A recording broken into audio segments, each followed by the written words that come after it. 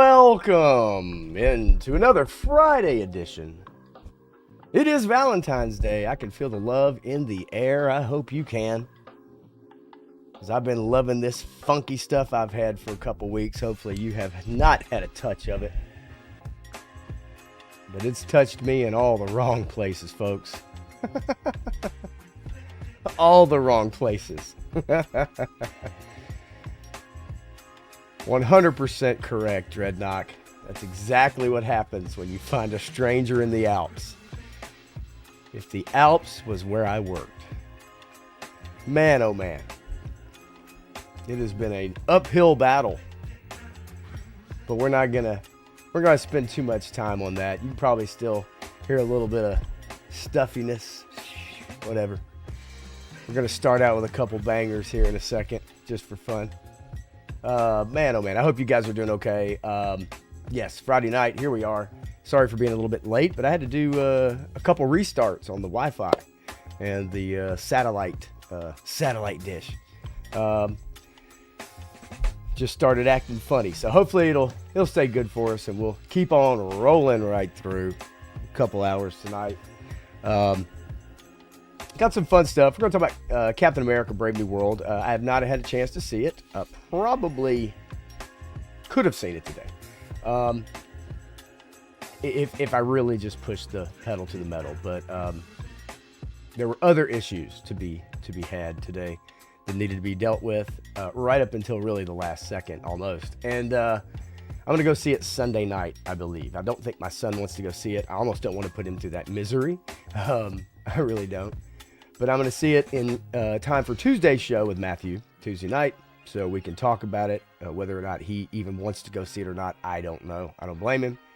But I definitely want to give you a correct and proper review. So this year is the year to start having to spend a little money and go see some stuff I might not want to see. But anyway, so nonetheless, do have a couple things to kick off with, but I do always want to say hello to the chat. And Dreadnought K6 right on time, about 9 minutes early, and he is first, you despicable sons of bitches. Yes, you were. Absolutely. And he even had his own countdown, 10, 5, live. And yes, technical difficulties, but all sorted out. Joe Fan 84 in the house, 3-star draw, loyal cousin to the end, that's for sure. In here hanging out and maybe making a video, maybe taking some pictures, maybe just hanging out with the doggo and listen to me ramble on for a little while. Son of a crayon slayer. What's going on, my friend? Menjoza as well, dropping by here. And I expect to see a few other names tune in as we get moving. So yeah, it is what it is, baby. It's Friday night. This is all for fun, that's for sure. Yeah, sacrifice for the craft. It's funny, I was on the Same Time Hangout again today for a little while, and Woody Triple Deuce, the figure addict, definitely. He's like, I don't know how you guys do it. He's like, I don't know how you sit through some of that stuff. We had a really long discussion on Star Wars, which maybe one day in the future I'll do a deep dive on that whole fiasco, but I think we all know it pretty well, unfortunately, and don't see it changing anytime soon, but who knows? Never know. Got to get the right people, but there's the wrong people still in charge. Joe Fan 84 mentioned you popping 3-star on a video I just made. I hope that's okay. Hey, listen, it's always okay with me, brother. Always appreciated. Although sometimes, some of the stuff, maybe if somebody tunes into one of these streams, they might be like, I don't know, but I think you and I run in the same circles, at least for all the people that you know, and they know me and whatever, what I talk about. So, but yeah, I'm all about it, man. You don't even have to ask, dude. Really, truly. I have no problem with that at all. And I'm sure 3-star doesn't either. But I won't speak for him. So anyway, I did pour up a nice glass to help get through the stream. 4 roses.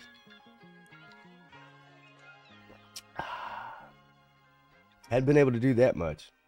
Everybody always tells you, they say, oh, you need to have some whiskey. You got a cold? Have some whiskey. Sore throat? Have some whiskey. Put some honey in it. I don't know about that.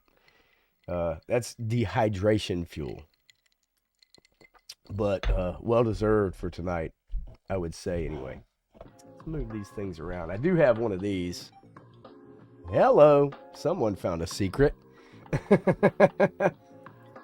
I've had that text tone for probably 8 years now. Yeah, got a little yellow Red Bull, my favorite.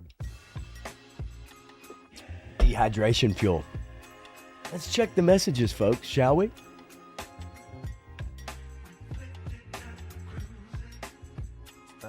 Okay, so I had a friend, so I'll tell you a funny story just to start things out, okay? So I did make one excursion today. One quick excursion before rush hour traffic got really bad. But a year ago, I have a girl that comes into my restaurant, not all the time, but regularly. Really young, way too young for me. Really pretty. She's a nurse. Really sweet girl. And last year, I had mentioned she was talking about coming in for her birthday. Was wanting to make sure I was working. And I told her that I wasn't, but I said, I'm going to get you flowers for your birthday. And so I did. Got her flowers, brought them up there, and her and her friends didn't show. And so I even put it on my Google Calendar to remind myself, like a few weeks ahead, get Mallory flowers. And so she didn't show. And so for the whole year, every time she shows up, I'll joke around with her and I'll tell her, hey, maybe you'll get your flowers this year since you didn't show up for them last year. And she texted me early today, said, hey, are you working? It's like, nope, I'm off. Got the weekend off. Still kind of, feeling pretty bad. I slept most of the day. And she said, well, shoot, we were going to go by the restaurant. And so I hopped up and I went and bought some flowers. And I went into the florist. And I'm like, what in the living hell is going on? This place is crazy. I'm like, there's people everywhere. I'm like, this is a line. I'm like, what is happening? I forgot it was Valentine's Day. Completely forgot it was Valentine's Day. And so the florist is just crazy jammed up. And all I'm buying is, I don't even know what flowers I bought, to be honest with you. They're little purple flowers. They're not roses, but whatever they were pretty. And so I brought them to my work, dropped them off, and paid for her to have a bushwhacker, which is like a mudslide kind of drink here in Nashville. And then I got, I paid for whatever food she was going to get. So I just, said, hey, Mallory shows up for her birthday. Here, pay for her food, buy her a drink, but here's the flowers. Put them in some water, put them in the cooler. And anyway, so she did show up tonight, even though I wasn't there.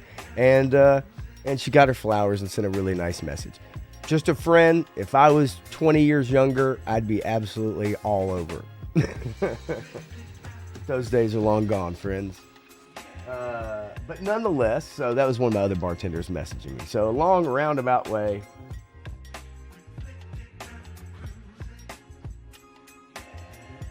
I must respond. Sorry for the dead air. I don't like it. Anyway, so to get you caught up on a couple things that I've been doing, I've been getting caught up on Daredevil, the Netflix 2015 series. I am in season 2, about episode 5-ish, somewhere in there. Damn, it's good. If you haven't seen it, go back and check it out. It's absolutely fantastic, and well worth the watch. This is the Punisher arc, now getting into Elektra. Excuse me. Fun though. It's really fun. It's really good. Wasn't a big Daredevil comic collector back in the day. I wasn't a big Daredevil fan. I do have the Child's Play graphic novel with Punisher and Daredevil, Frank Miller. It's really good. I advise you to get that if you like Frank Miller and Punisher or Daredevil or both. It's really good. I've had it since I was a kid. But wasn't a big collector back in the day. But man, this show, I watched season 1 years ago. Forgot a lot of what kind of happened. It's so good. So I highly recommend you go back and watch it. Each episode's about 48 minutes long, roughly, somewhere in there. But it's worth your time. Excuse me. Sorry, y'all. Trying to mute that. Let's see here real quick. Dreadnought K6 says, I leave Pop's personal contact info across the country in random bathrooms. He doesn't mind. In fact, he encourages it. Yes, I do. Just make sure to put the YouTube channel on there. JoeFan84 says, my son just watched Spaceballs and he said it was so funny. I'll never forget the first time I showed my son Spaceballs. He was probably, I'm going to say probably 10, maybe 10, 11, somewhere in there. And absolutely loved it. Wanted to watch it again. Kept singing the song at the end, Spaceballs, watch out, at the end or whatever. The hello my honey, hello my baby, hello my ragtime gal. That whole scene, like, he absolutely just loved that movie. And I'm gonna pick him up in the morning. Got to drop a package off at the package drop-off store, and I'm gonna go pick him up early tomorrow. And so maybe we'll he's been sick too, so maybe we'll watch that just for fun, revisit that, man. Love that movie. Let's see here. Yeah, it's true, Joe fan. The older you get, the more jokes you'll get, the funnier it gets too, right? Because a lot of that stuff was for adults, and it just flies right over your head. But it's so good.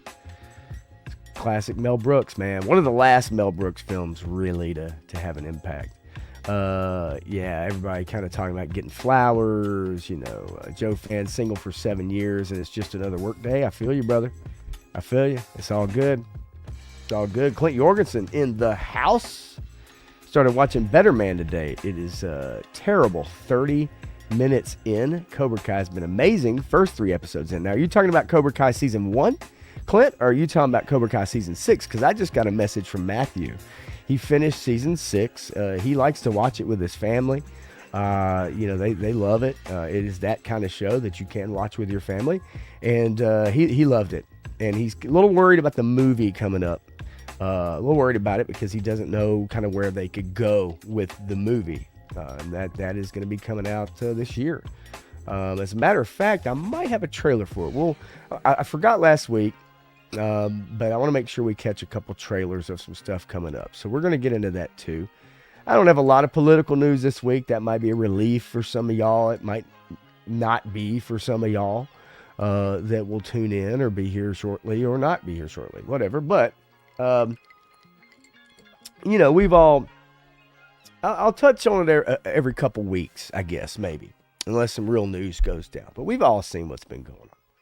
So, I don't want to belabor the point every time, every week. I like to keep it light and funny. Got some funny, goofy videos we're going to watch.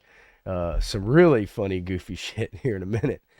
Just to start out before we get into some Captain America news. Yeah, Clint says new episodes. I've got to get caught up on those. I'm ready for this second part of season 6. So, I'll dig into those here at some point in time. I just downloaded an RPG that came out on Xbox called Avowed. I've been playing it a little bit in my haziness of sickness. Trying to do that too. Still got to finish Indiana Jones, which is a great game if any of y'all play games. The Indiana Jones game, The Great Circle. A lot of fun. It's a fun game. So, anyway, enough of that. All right, you guys are here. Let's get shaking and moving, shall we? I've got a few stories to bring up. I was going to bring up a couple reviews about Captain America just to set the stage of kind of how people are feeling about it. Give you an idea what the preview, the early box office returns are, and kind of get an idea of where this movie's going, because I don't know how many of y'all are excited about seeing it. There was a time, not so distant past, that we were all excited about the next Marvel movie, right? Like, we couldn't get enough. And they were written well, they were filmed well, just fantastic. And it's been a hot minute since we've had some of that. And I fear that Captain America is no different. Unfortunately, it seems to be much of the same schlock that we've gotten the last few years. All right. But before we get into that,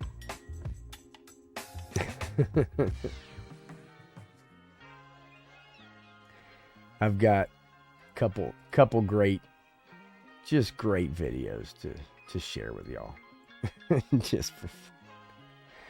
just for fun. So we'll start out with this one here. I'm so stupid. I can't help myself. Let's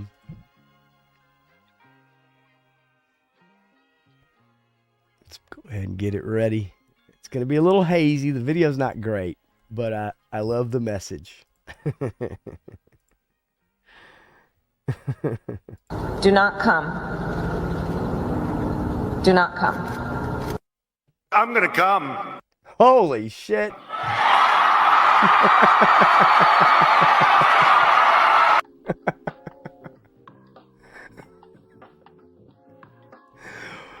One more time for the Peanut Gallery. Do not come. Do not come. I'm gonna come.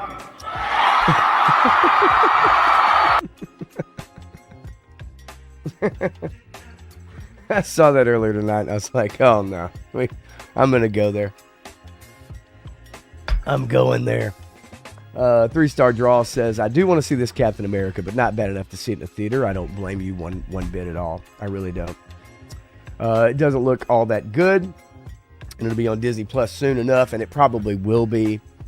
It will probably be about a 45-day if I had to guess. This one I don't think is going to be in theaters for very long. I think there's going to be a tremendous drop-off, and we're going to get into it. That's for sure. Joe Fan 84 says, yep, I'm going to wait 3-star. Clint says, best was seeing Kamala at the Lakers game. Only one person waved at her. Doesn't surprise me. Not shocking at all. Not shocking at all.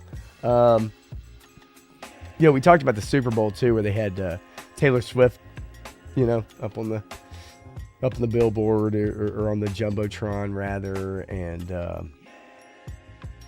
and then they had Trump, and the reactions were completely opposite, if you can imagine. And the thing is, like, I don't hate Taylor Swift. I truly don't. I honestly could care less. I don't watch her stuff. I don't, pay attention to her stuff, really. But it's amazing to me that people, really, really, really do have a serious problem with her for no reason other than being a new football fan. If she's even a new football fan, she's probably been a football fan for a long time, like most of us. But yes, the oversaturation is palpable, right? Dreadnoughts is straight up. He says Taylor Swift's music sucks. I don't listen to it enough. I know some of those more popular songs. I guess if you played me one, I might get it confused with a Miley Cyrus song, to be quite honest with you. I might even get it confused with that chick that sang Friday, blah, blah, blah, blah, blah, blah, right? Like, it's just not, whatever, it is what it is. I think most new music, in my opinion, but I'm the old man, get off my lawn guy now at this point in my life, right? Most new music I hear, I think is not good. The halftime show, I did not think was good.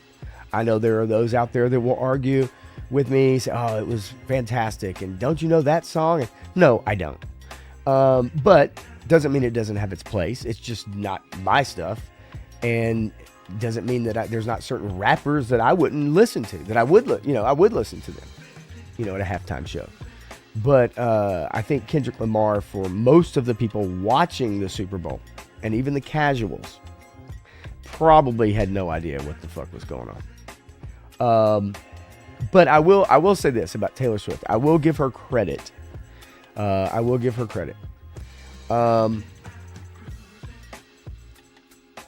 If she writes her material, records it, sings her own harmonies, stuff like that, I give anybody credit for that.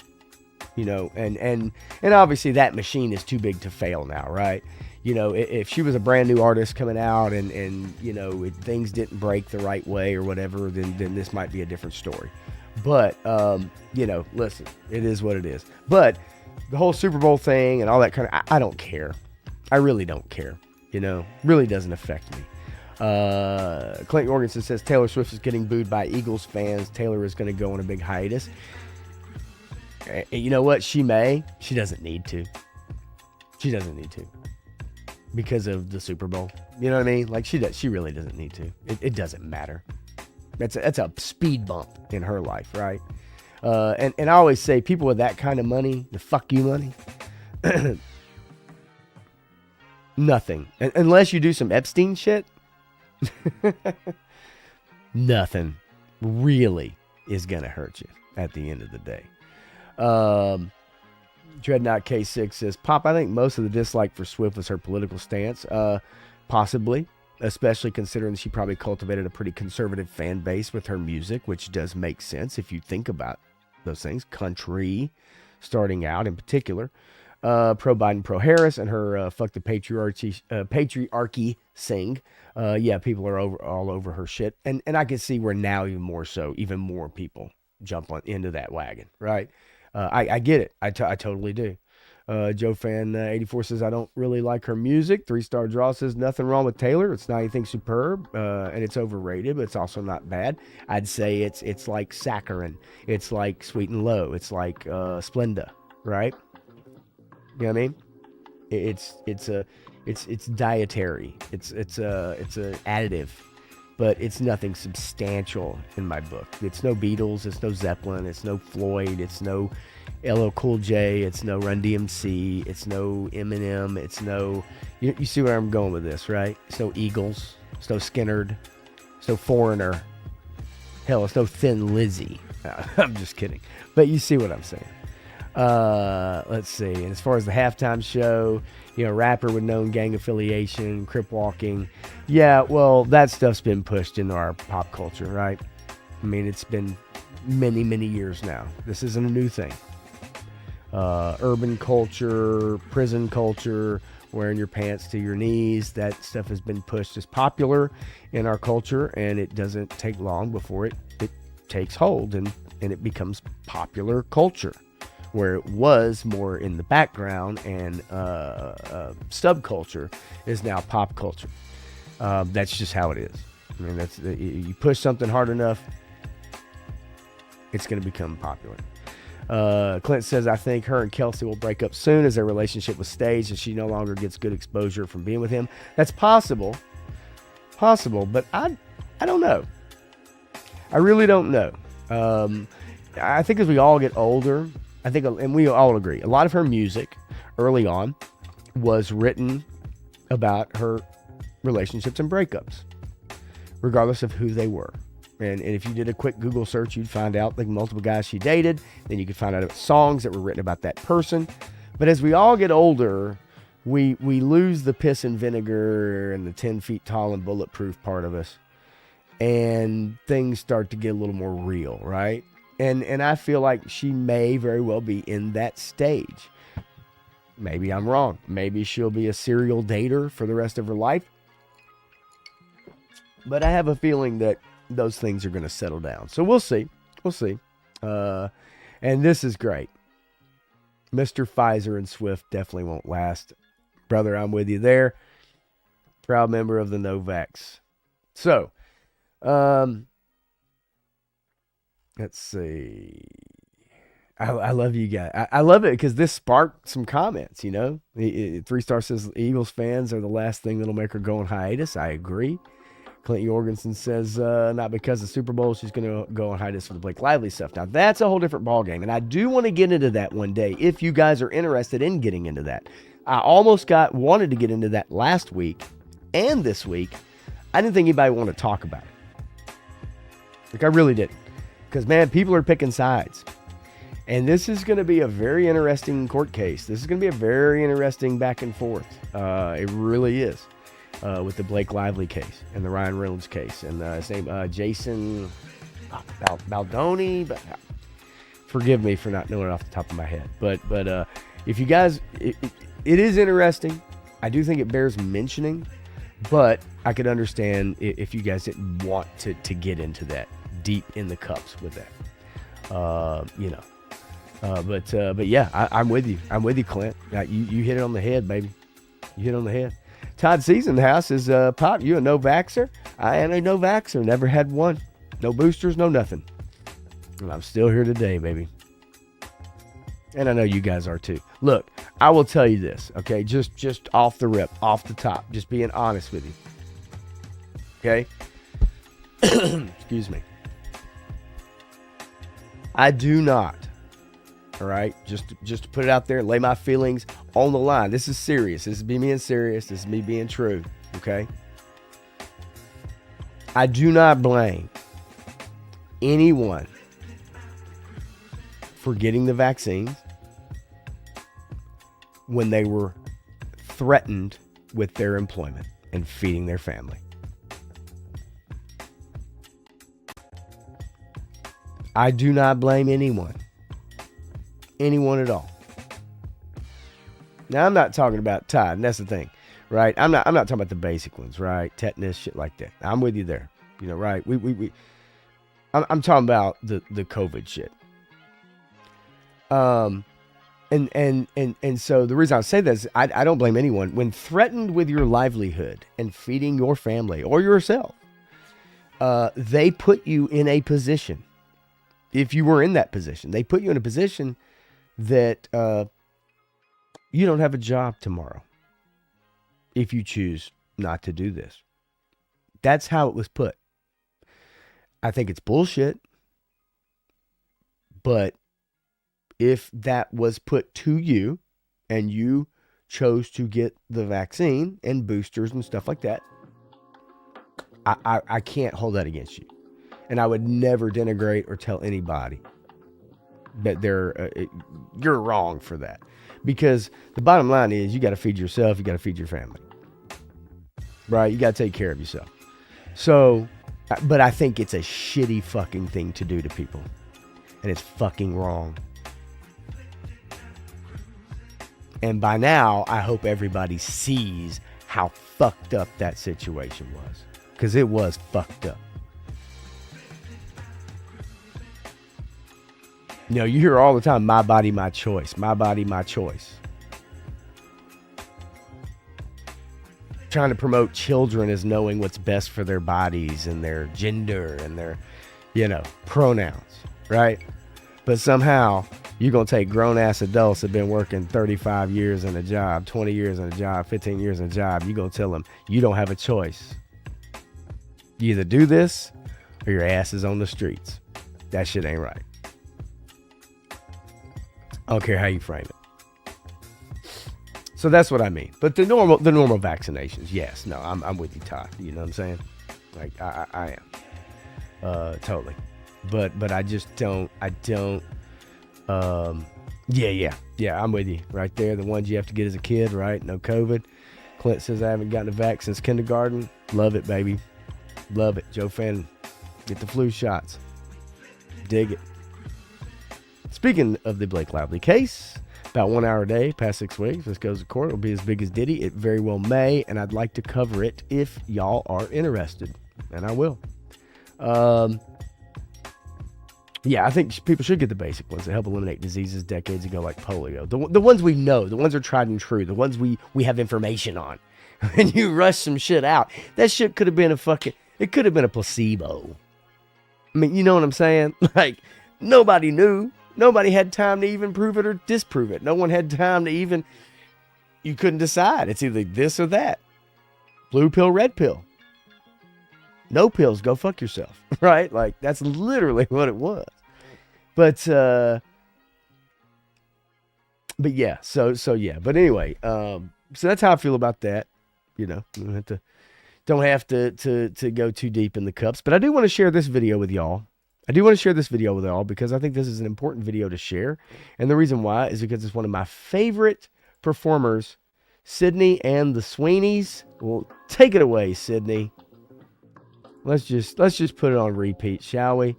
Let's just let that play over and over and over and over and watch in amazement, folks.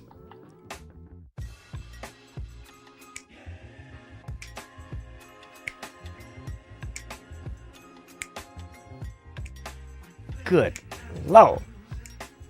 She's a brick house. She's mighty, mighty, just letting it all hang out. She's a brick house. 36, 24, 36.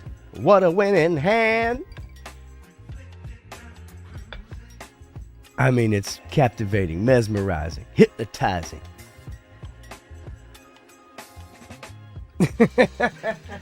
I'm so stupid. I can't help it. I could sit here and just talk and let this play over and over and over and over. 3-star says she reminds me of Denise Richards in her prime, but not as hot. I disagree. Now, I go for the brunettes over the blondes. But, I just either one, really, you know. But Denise Richards was fine. I ain't gonna lie. Joe Fan 84 said, "Who is she?" She's fine. She's Tony's Figs. You tuned in at the right time, baby. Chi-Chi's. Not only did I like the Chi-Chi's restaurants, I like the Sydney Sweeneys. Sydney and the Sweeneys, ladies and gentlemen. Step up to the microphone, baby. And then we had we have Hoodie in the background. It's like, I'm gonna chew my bubble gum, and you'd think she'd be the first person to want to watch them bouncing titties on the screen. I'm surprised Ronnie hasn't shown up yet, man. It's almost like you speak him into existence. Pull up Sydney Sweeney, Ronnie Trickshot shows up. He's probably lurking somewhere. I don't know. We'll see as we get on along. But I figured we'd start out the video, the stream tonight with a few bangers. Speaking of which, hello. I got another fun one.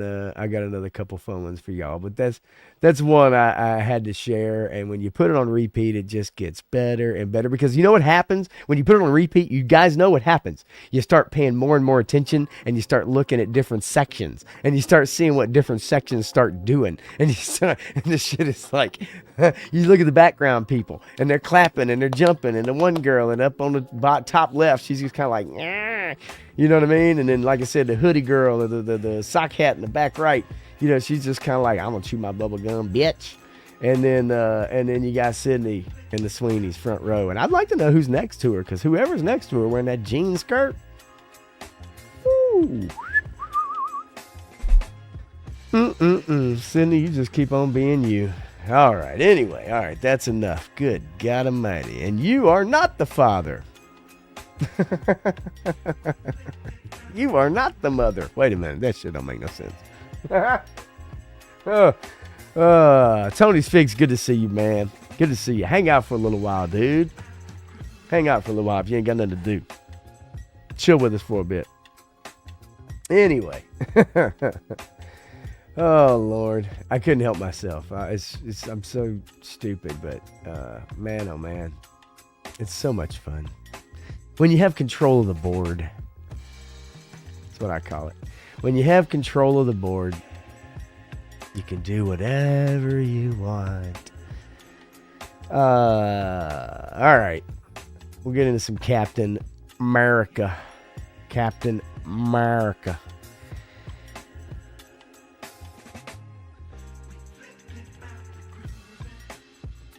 God, I love that little jam in the background. Little Otis McDonald. Whoever that guy is, he made a tight-ass 90s jam. Because that's exactly what this is. It's like classic 90s jam. Right? All right.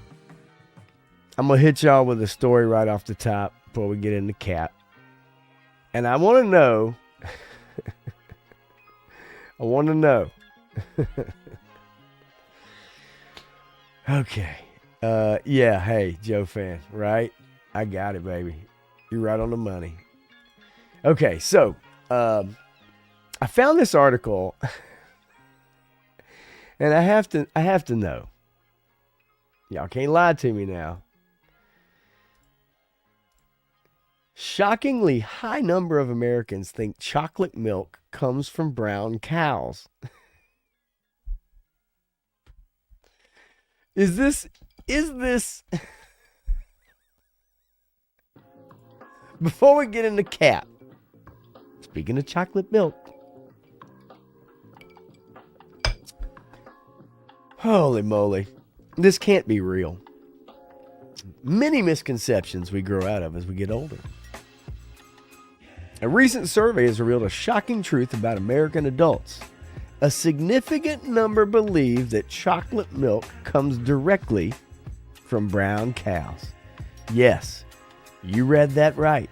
It's the kind of revelation that makes you question the collective knowledge of society and wonder how such a basic fact could be so misunderstood. The surprising survey results. The Innovation Center of U.S. Dairy, in collaboration with Edelman Intelligence, not the New England Patriot kind, conducted a survey to understand Americans' perceptions of dairy products. The survey, which polled 1,000 adults from across all 50 states, now only 1,000, they should have gone higher, all 50 states, yielding some startling results. According to the findings, 7% of respondents believe chocolate milk comes from brown cows. While 7% might not seem like a large number, it translates to around 16.4 million Americans. Now, when you only survey 1,000 people in 50 states, I can't correlate 1,000 with 16 million, but I get where they're going. To put this in perspective, that's roughly equivalent to the population of entire countries like Cambodia or Chad. Whoa, wait. Are you talking about Chad? Or hanging Chads, if we all remember those. In the U.S., it's about double the population of New York City. Damn. That's a lot of motherfuckers. It's a statistic that leaves many shaking their heads in disbelief and wondering about the state of public education. A broader issue of food ignorance. Okay. This misunderstanding is not isolated. It says, back in 1993, a study by the Department of Agriculture found that nearly 20% of adults did not realize that beef is the primary ingredient in hamburgers. Before I go further, 3-Star Draw says, wait, it doesn't come from brown cows? Ben Joseph says, no, that can't be real. Dreadnought says, shit, around 50% of the country thinks men can become ladies, so I'm not surprised. I don't think 50%. Very high number, my friend. Joe Fan says, it's sad, the dumb society we live in. I just asked my son, and he says no one can be that stupid. I agree 100%, and I'm glad you asked that. That's 6.98% too much. Yeah. Don't denote chocolate milk came from chocolate-fed cows. Don't they know? Isn't that interesting, though? That there would be more than a couple people. Loves Mules in the house. Joining in. Probably just got off the phone, if I had to guess. But maybe I'm wrong. But yes, so Loves Mules, we're talking about the fact that they polled Americans and found that a lot of them think that chocolate milk comes from brown cows.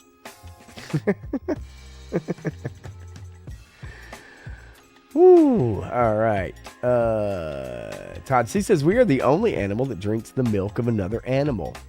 Quite interesting and quite pasteurized, my friend. And now you know. and knowing is half the battle. G.I. Joe. All right. So, again, 20% of adults, 1993, Department of Agriculture, 20% of adults didn't realize that beef is the primary ingredient in hamburgers. Who the hell?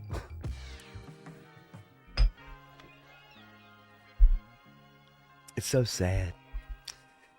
Similarly, a more recent study focusing on elementary school students revealed that 4 out of 10 didn't know cows are used to make hamburgers. 3 in 10 didn't realize milk is used to make cheese. These findings highlight a gap in basic food education, where both adults and children have significant misconceptions about everyday food items. If you got problems understanding that, man, oh man. At the end of the day, it's an exposure issue, says Cecily Upton in an interview with the Washington Post, founder of Food Corps. Right now, we're conditioned to think that if you need food, you go to the store. Nothing in our educational framework teaches kids where food comes from before that point. I believe that. I believe that to be 100% true. I think there are many people who grow up, do not have conversations and the basic know-how or understanding that how things are made, additives, food coloring, right? Stuff like that. I believe that. I firmly believe that. It says these surveys quickly made their way to social media where they sparked a mix of disbelief and amusement. Many users expressed their shock that so many adults held such a misconception, while others used humor to cope with the absurdity of the situation. How is this real life? One Twitter user asked. Another, next thing you'll tell me is that strawberry milk comes from pink cows.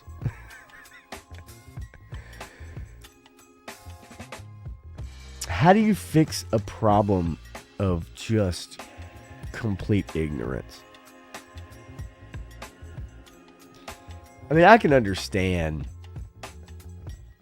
certain things, maybe not knowing when it comes to fiduciary stuff, legal court things, but just the basics of food. Like to not understand that, chocolate milk does not come from brown cows, right? Like, I guess you would assume that would be a normal one, right? 3-star draw says, where's blue milk come from though? Well, whatever those creatures that Luke was drinking it out of on whatever that damn island he was stuck on, right? Just don't drink your milk with Luke. 100%, my friend. Oh, this is a good answer. Where does the blue milk come from? Dreadnought K6 says depressed cows. Yes, the master. That's great. But anyway, yeah, Menjoza, I'm with you. I'm searching for the cheeseburger shrub myself, and also the if money grew on trees tree, because I would love to pluck a few bucks off of that thing. But man, oh man, yeah, fascinating to me that there's people out there that still think chocolate milk comes from brown cows. It is what it is, right? Like, I don't know how you I don't know how you convince people. Although once you open up their eyes, some people still probably don't believe you, right? No, are you kidding me? I would love for that, obviously, to not be the case. But yeah, kind of sad. Joe Fan 84 says, did y'all see those idiots that chained themselves to a cooking oil truck thinking it was a crude oil truck? That does not surprise me, Joe Fan. It doesn't surprise me in the least, actually. Because again, misconceptions, misunderstanding, not actually understanding, what is actually what, right? So we'll put a pin in it. We'll come back to a couple things.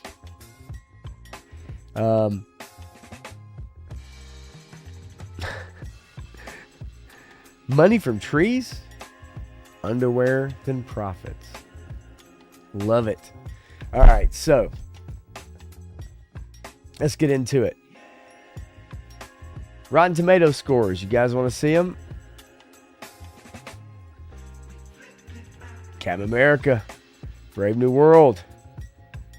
50%. 50% critic reviews. 79% audience score. Otherwise known as the tomato meter, respectively, and the popcorn meter. They've renamed it to confuse you even more so you can't understand what's what, to play the charades game. Evidently, 79% of the audience loved this movie. I think that is bullshit. I truly do. I have Metacritic scores as well to kind of back this up. So I'm going to tell you everything that I've heard about this movie so far from the people that I trust. Okay?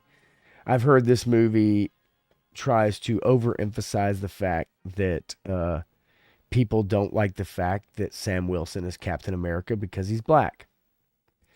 It is said many times, overemphasized many times, that they try to make it a point to say his name, that he did not take the superhero, the super serum, super soldier serum. They go out of their way many times to say that he doesn't have blonde. As a matter of fact, it's even in the movie. Blonde hair, blue eyes, no super soldier serum. So it's a point of emphasis in the movie. They now remember in the Falcon and Winter Soldier show, Sam Wilson couldn't get a loan because he was a black man.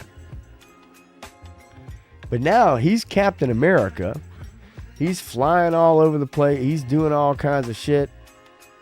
Bouncing the shield off of 5 guys, kicking that shit left and right. He even has his own dojo. He's even got his own cap zone. I assume he's been able to get a loan now. But they go well out of their way. And unfortunately, this movie is a mishmash of 5 different writers writing scripts and trying to put together something that would seem interesting. And ultimately, at the end of the day, comes off as a very exposition-filled, very boring movie. And just to give you an idea, we'll bring up a couple articles. Pardon me for the bright green avocado. It's not even avocado, it's toxic, from The Verge, which is absolutely terrible. Captain America, Brave New World is trying twice as hard to be half as good. With the first new Captain America films, Marvel Studios sold audiences on the idea that the superhero movies could be more than live-action cartoons. The evolution came to a climax with Avengers Endgame, which sent Chris Evans, Steve Rogers off into the sunset to stunning box office effect. The movie also sets the stage for Anthony Mackie's Sam Wilson to take up the Captain America mantle like in Marvel's comics. But narratively, it left the MCU in an awkward Avengers-less state that Marvel has struggled to pull the franchise out of. Now, here's where I find these statements a little interesting. Marvel clearly wants director Julius Onah's Captain America Brave New World to be a palate cleanser, one that remembers and builds on the events of Marvel's other recent features.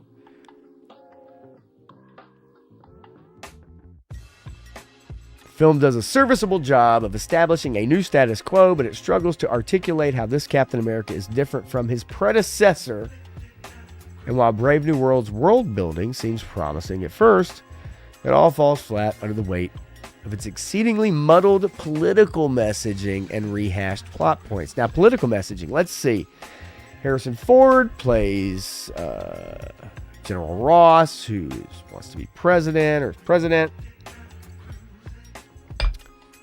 Turns into a big red guy who destroys the White House.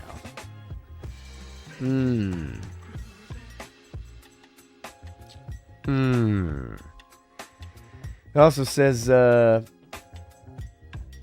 Sam knows that no matter how many lives he saves, there are always going to be people who see him as a pale imitation of Rogers with no real superpowers, because he doesn't have superpowers, okay?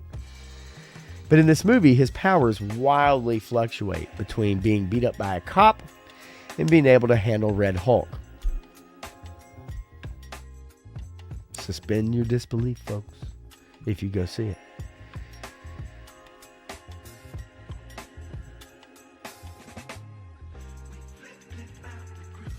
This is the paragraph that I really like here. The opening act's busyness feels like the direct result of Marvel trying to squeeze in enough exposition for this story to make sense to folks who haven't been keeping up with the MCU. And there's a reason why people haven't been keeping up with the MCU, because it's bullshit. And it's been bullshit for a while now. It's mostly sucked, especially the Disney Plus shit. And so because of that, most people have dropped out. They dropped out of Loki. They dropped out of WandaVision. They dropped out of Hawkeye. They dropped out of Echo. Right? Like, these shows are terrible, let alone the movies. So, Phase Bore in particular. So people have dropped out. They're not excited anymore. Whether that's fatigue or not, they're dropped out. To me, and I'm definitely going to let y'all know on Tuesday, for sure, because I will see it Sunday night. It seems to me that this movie was written by 5 writers who all had different agendas. This movie had many other reshoots, and evidently was not a very good shoot to begin with. As a matter of fact, there were people on set that knew this film was going to be a disaster. And I'm going to bring that article up here in just a second to talk about it, because I think it is interesting, because it talks about Harrison Ford and his behavior on set and just the overall vision for the movie. What I think... So I'm going to read you this paragraph, and this is emblematic of the last 7 or 8 years of storytelling. And what happens is that the people that are qualified to been telling stories to us for many years have now been somewhat pushed out of the industry in favor of those who are not qualified, if that sounds familiar,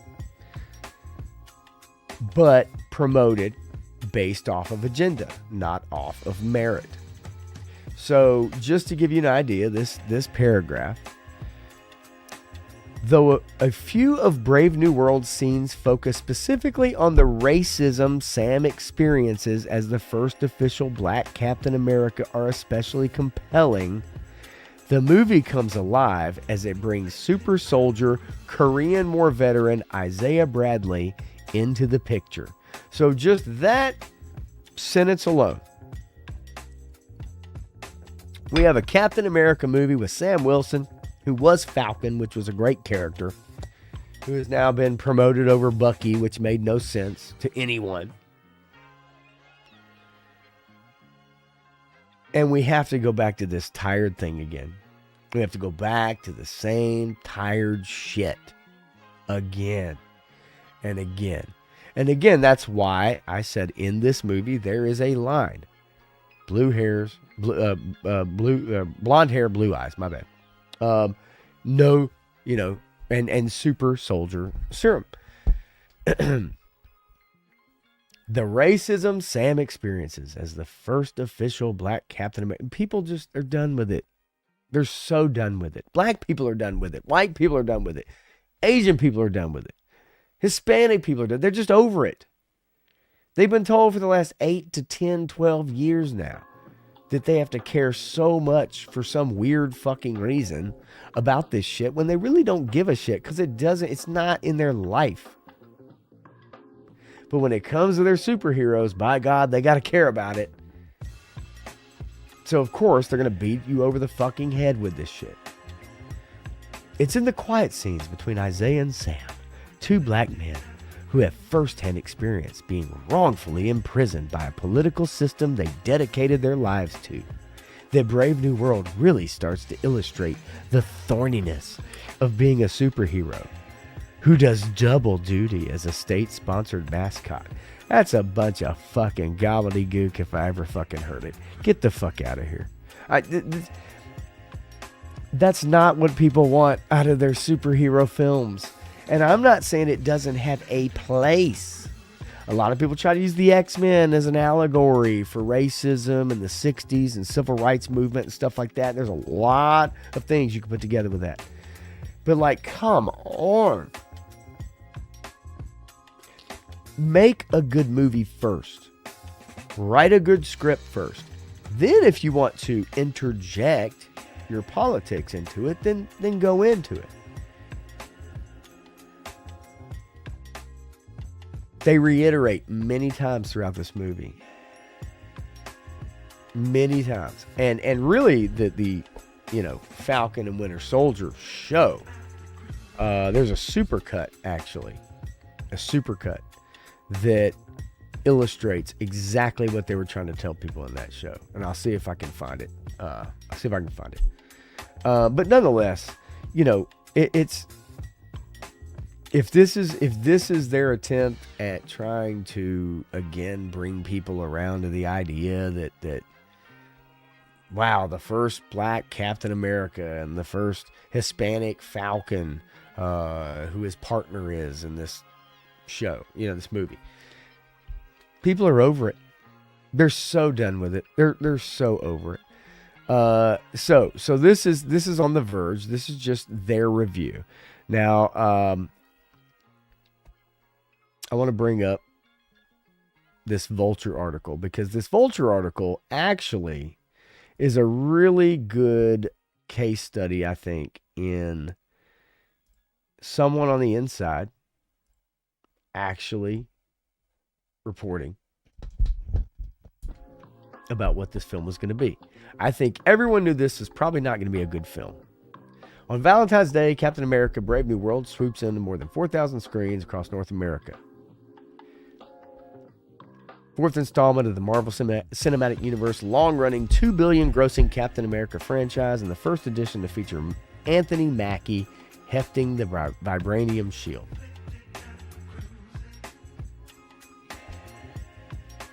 But as of yet, Mackie has not demonstrated himself to be a potent box office force absent the other Avengers. Cap 4's production budget was $180 million, including costly reshoots. And it emerges into multiplexes in the long shadow of Ant-Man and the Wasp, Quantumania, and The Marvels, two of the most critically crapped on and lowest grossing entries in MCU history. Punk with Toy says, I'm going to see it tomorrow morning. I'll be going to see it Sunday night. I'd like to hear your opinion, Punk, and let me know. I know that you and I probably are on opposite ends of some of these movies. Some of them are probably in the middle. Those films' dismal receptions compelled Disney CEO Bob Iger to announce Marvel would reduce output and focus more on quality during a quarterly earnings call last May, but also underscored the franchise and superhero fatigue among the studio's fanboy faithful that Deadpool and Wolverine's $1.3 billion worldwide haul this summer failed to entirely alleviate.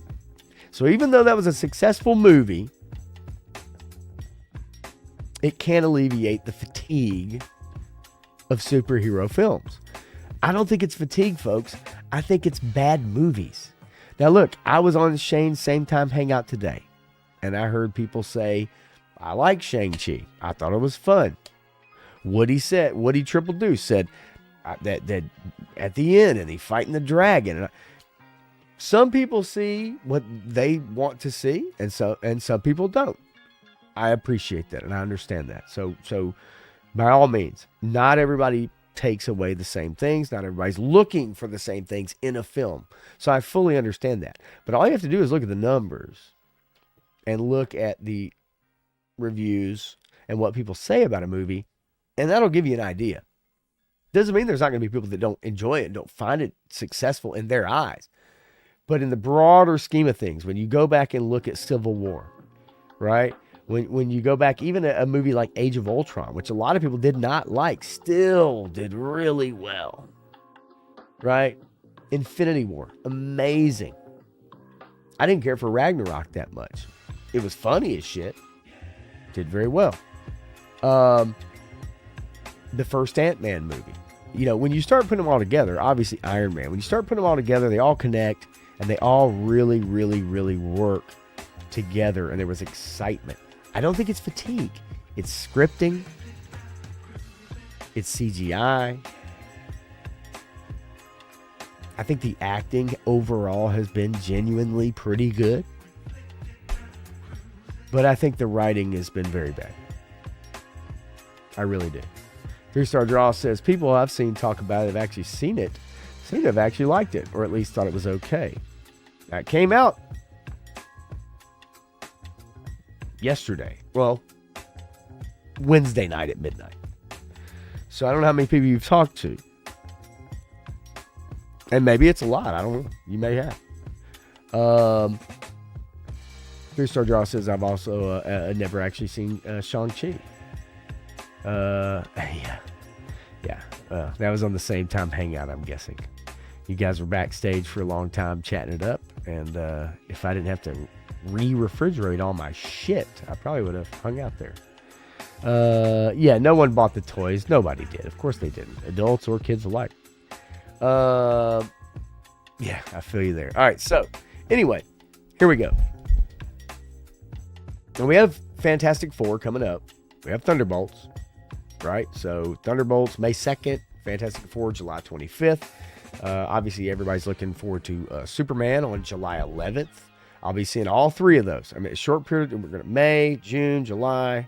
You know, whatever comes, I'm going to knock them all out. And I'm going to encourage Matthew to do the same because we can give an honest review to you guys. Because that's what I like to do. I give you an honest review of my thoughts. And especially, like I said, Tuesday night. I'm going to see this movie Sunday night so I can bring you what I actually really think. And by God, I hope I don't walk out of it because I'm a little worried I might. And it's going to be an empty theater.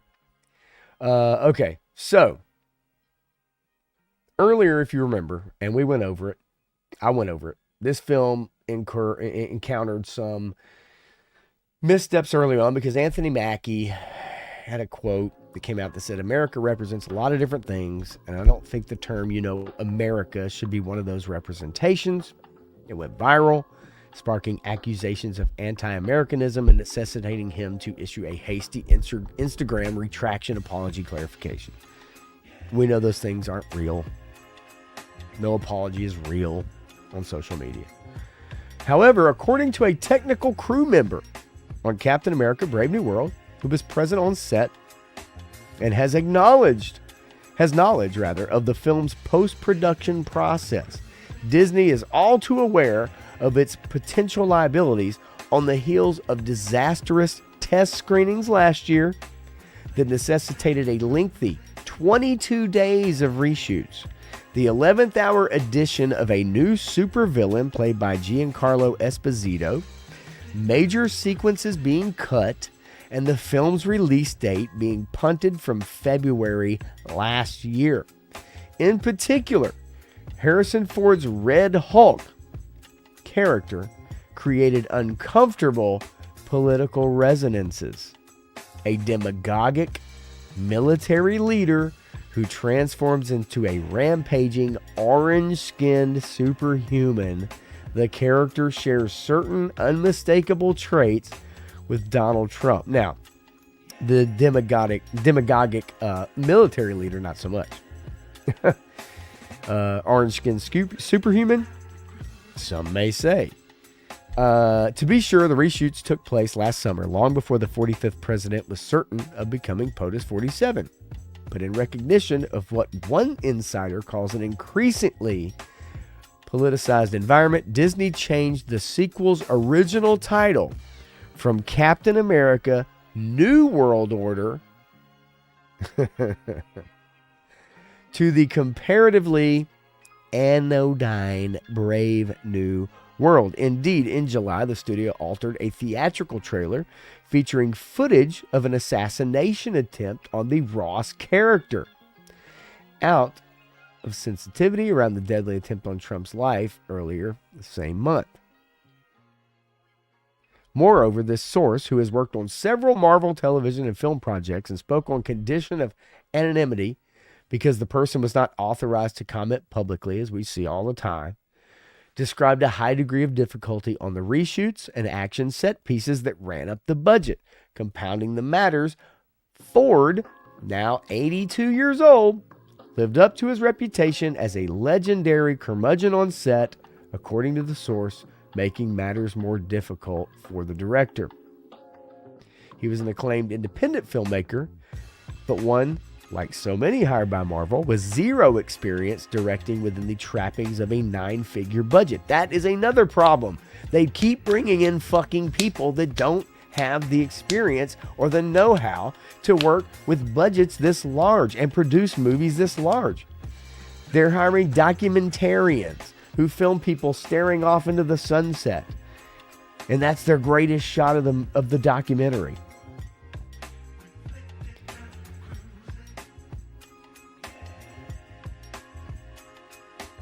Marvel and the director declined to comment. A representative for Ford did not respond to Vulture's request for comment. A source close to the production said there is no truth to allegations that Ford's behavior was unusually challenging. Do you think for 1 minute Harrison Ford's behavior was challenging? Yes. I mean, come on. He was asked by the same guy that said, you're playing the first, I heard this was the most gay Star Wars ever. That same guy asked Harrison Ford, could you explain the multiverse to me right now? And Harrison Ford looked at him and he said, no. I play the President of the United States. Would you like me to explain that to you? That was his answer. So if you don't think Harrison Ford was a curmudgeon on set, let's not kid ourselves. People that say, oh, there's no truth to that. Let's not kid ourselves. We know. Like, we know. We know what's up. Let's see here. 3-Star Draw said, just seen them post that they liked it. Haven't had a conversation with anyone that I saw. Or that saw it. Yeah. And I get that. I mean, on Facebook, whatever, right? You know, people probably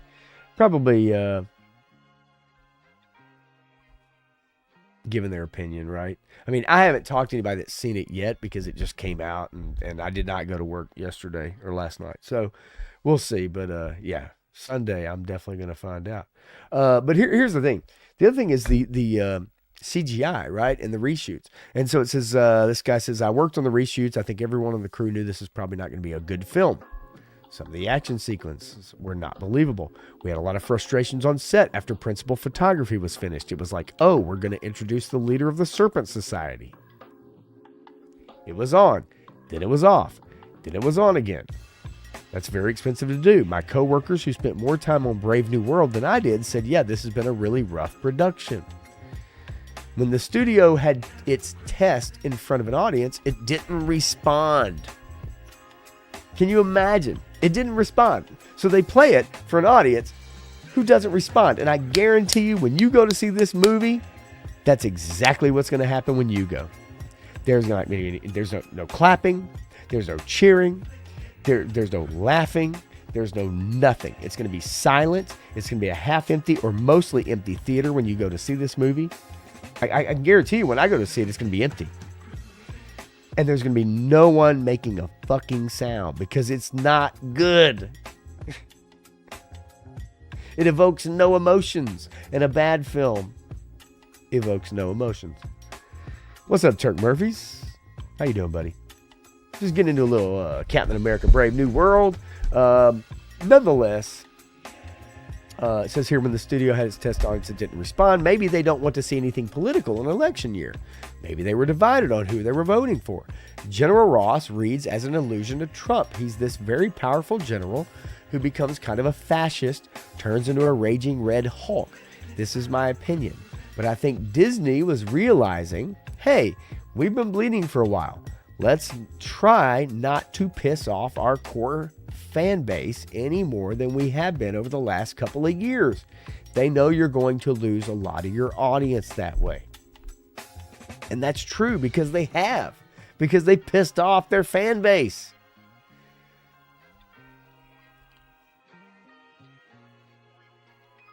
It's fascinating to me. It says, Harrison Ford was one of the crankiest performers I ever dealt with, which was sad. I'm a fan, but he was very much a diva.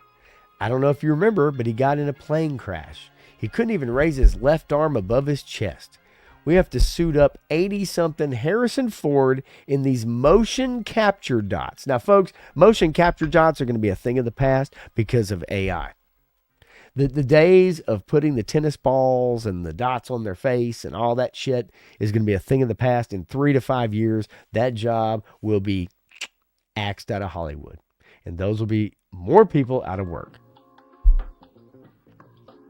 To me, it seemed like he hated it and didn't want to do it. No, you don't say. Harrison Ford hated having his face dotted up with a fucking Sharpie and tennis balls and a suit.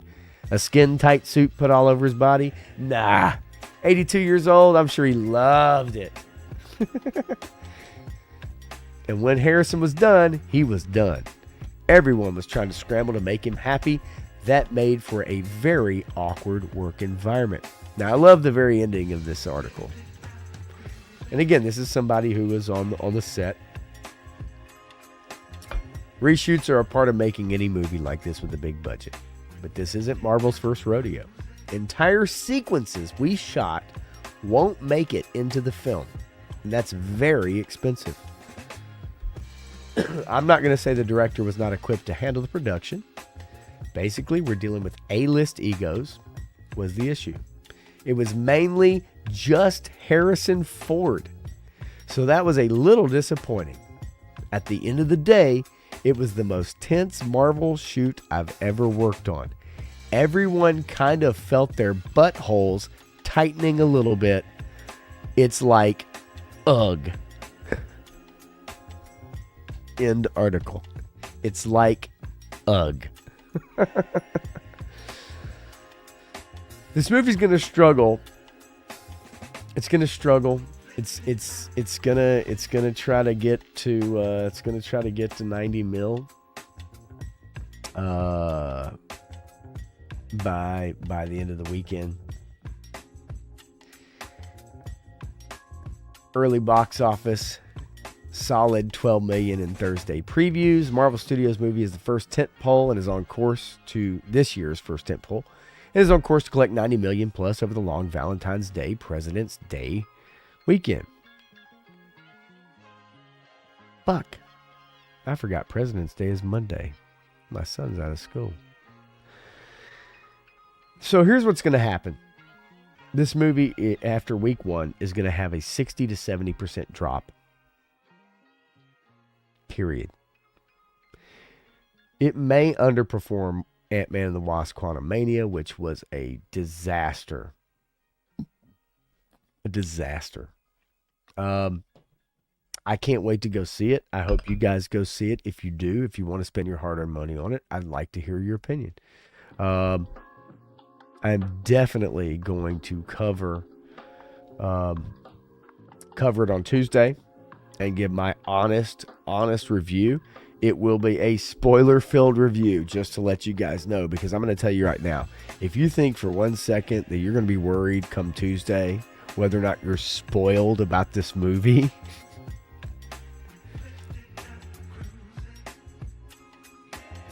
I apologize in advance.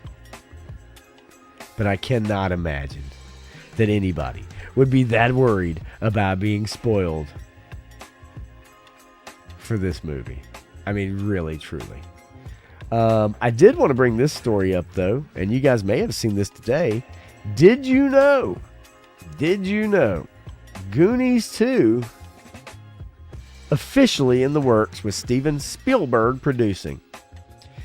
The Goonies are officially back. Warner Brothers has hired Potsy Pansaroli to write the script for the sequel. It was announced on Friday.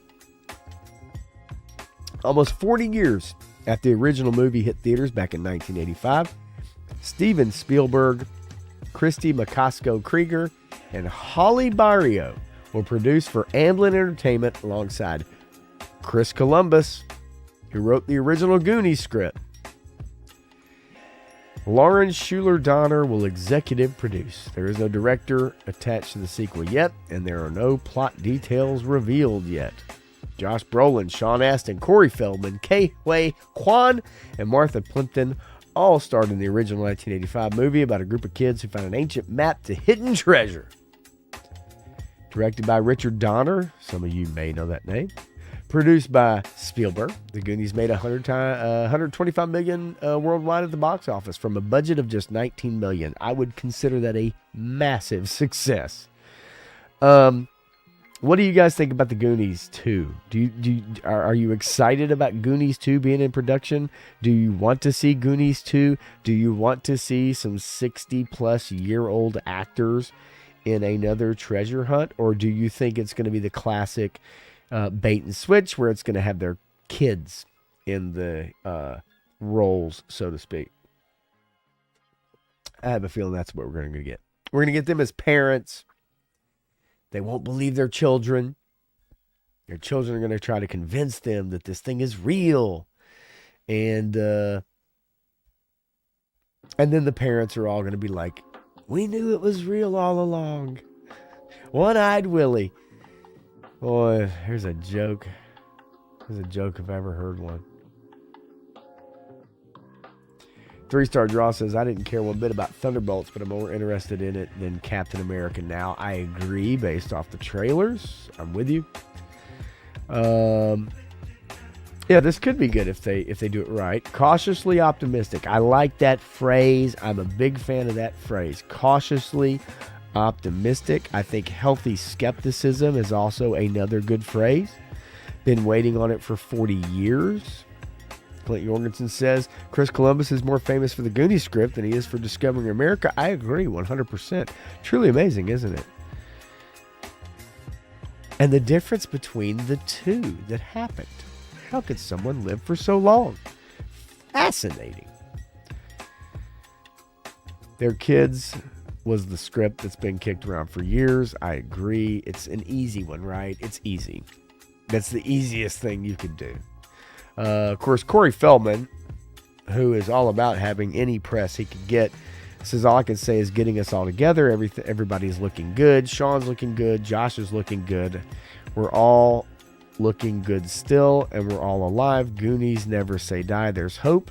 I would hope that Cyndi Lauper will be making the title track, even though she can't sing anymore. Ooh, come on. Let's not kid ourselves. She can't sing. Not anymore. She lip syncs in concert. You had to know that, right? To add one more member to the Odyssey cast for you guys, just to touch on it briefly.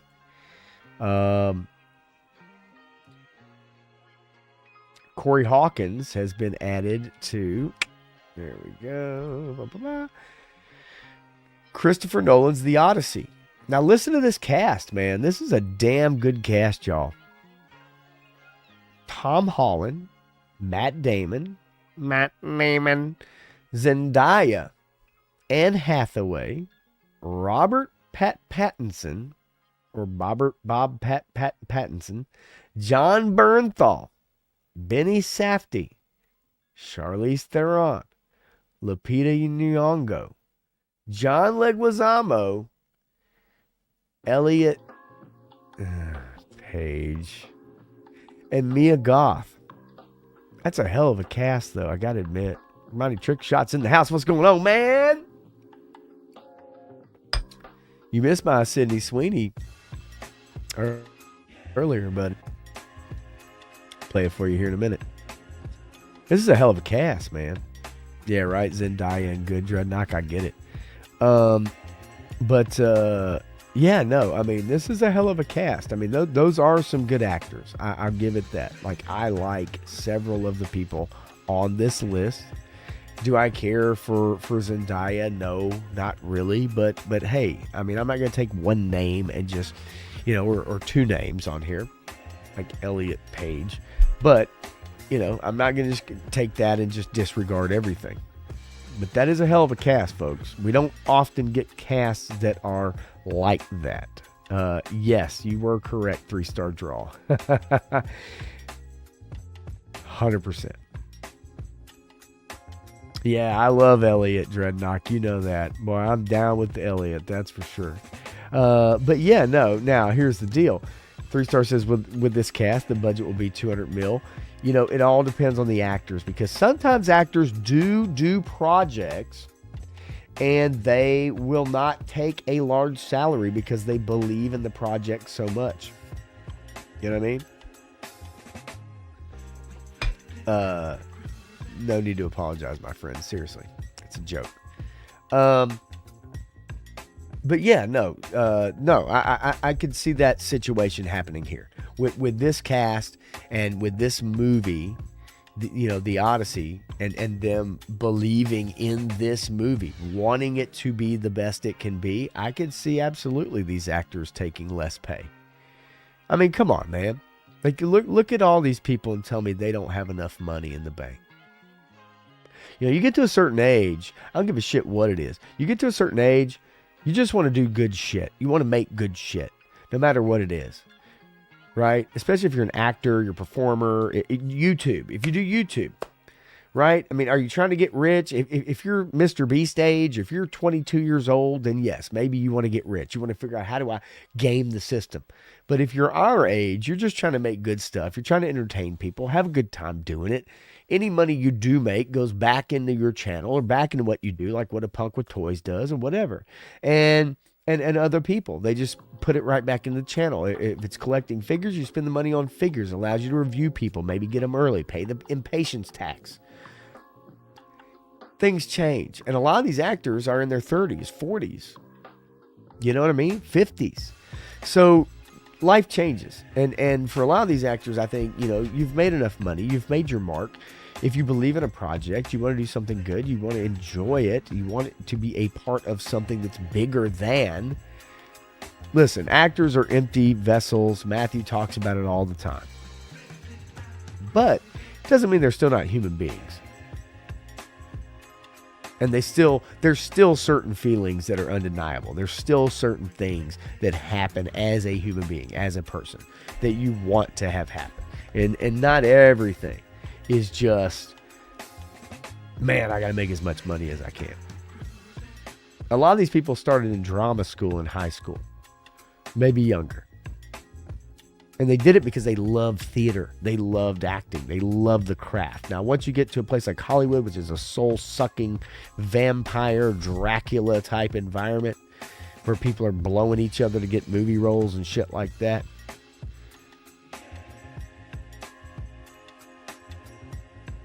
life changes.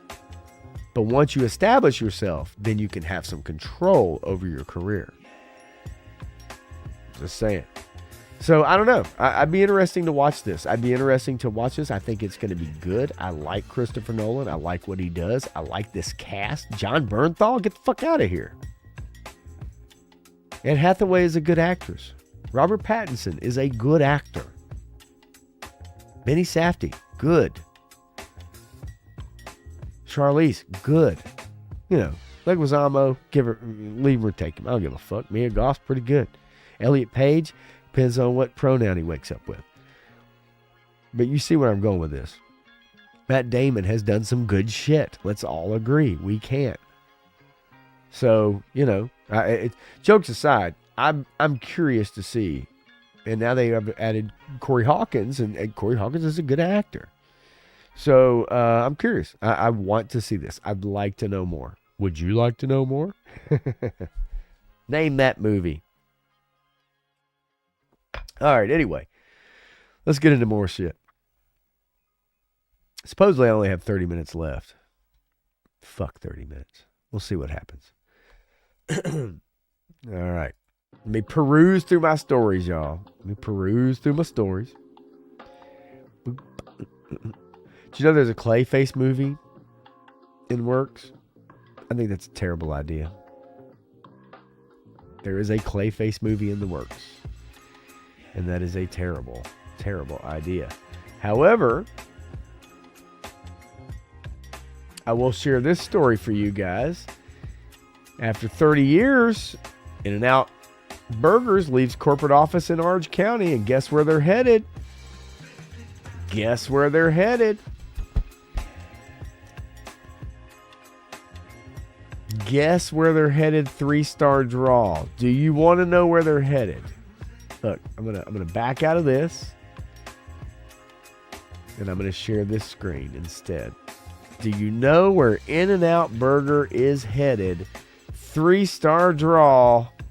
You're damn right.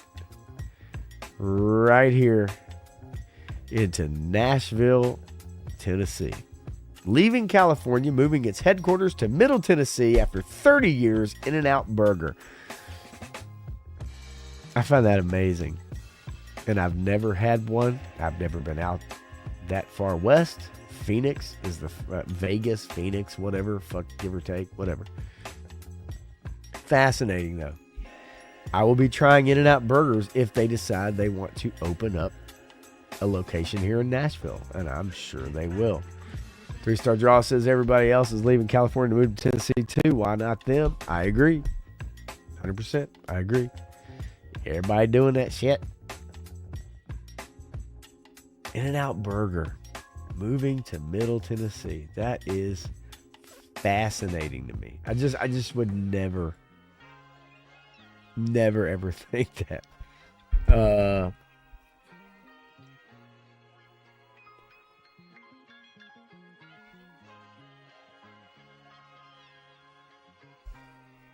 All right. I'll give you guys a quick video to watch.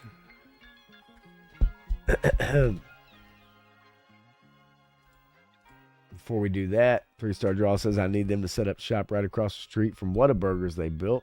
We've only had 2 of them for 2 years. We've only had them for 2 years. Yeah, right. Man, that's a trip to Whataburger, right? All right, so I'm going to play this video. The U.S. government sent $2.7 trillion in Medicare, Medicaid money overseas to people who were not eligible to receive it. That's 8% of our national debt. Medicare isn't growing broke. The money is being stolen. Back to DOGE just for a second. Earlier, the subcommittee headed by Chairman Marcia Taylor Greene, her and her staff discovered $2.7 trillion in improper payments to Medicare, Medicaid, overseas, to people who should not have gotten it. Some in this room might have missed that press conference. Can you elaborate on what the president is thinking at this point? Well, again, that's another example. There's a very long list of the fraud, waste, and abuse that DOGE is identifying on a daily basis. Elon Musk also talked about yesterday about Social Security payments that are going out the door for people who are no longer with us. Unfortunately, I would say that is certainly fraud. There's also a lot of contracts they've identified that, just as a hypothetical example, are $1 million, but only 500,000 went out the door. So where's the rest of that cash? And so that's the thing. Those are the things that DOGE is working on every single day. And I would just remind everybody in this room, this is what President Trump campaigned on doing. He's delivering on a promise that So let's not sit here and act like we don't know what the fuck's going on. Let's sit here and act like we're glad someone is digging in and finding out information. Regardless of what you think, initially when Elon and his cronies went in and started digging through and had access, everybody's like, oh, he's got access to your social security number and man, fuck, everybody has access to that shit. If you don't think that shit right now, you're a fucking fool. If you don't think for 1 second that Nigerians don't have access to your social security number and your fucking credit card, you're a fucking fool.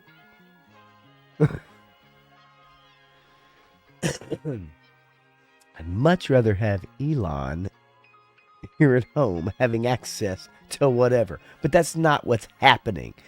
That's the Dems freaking the fuck out over the shit to scare the shit out of you.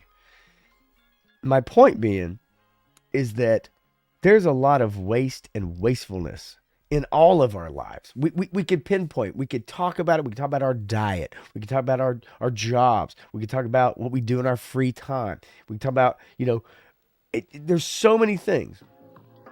But yet somehow everybody's scared to death of exposing this network of billions of dollars.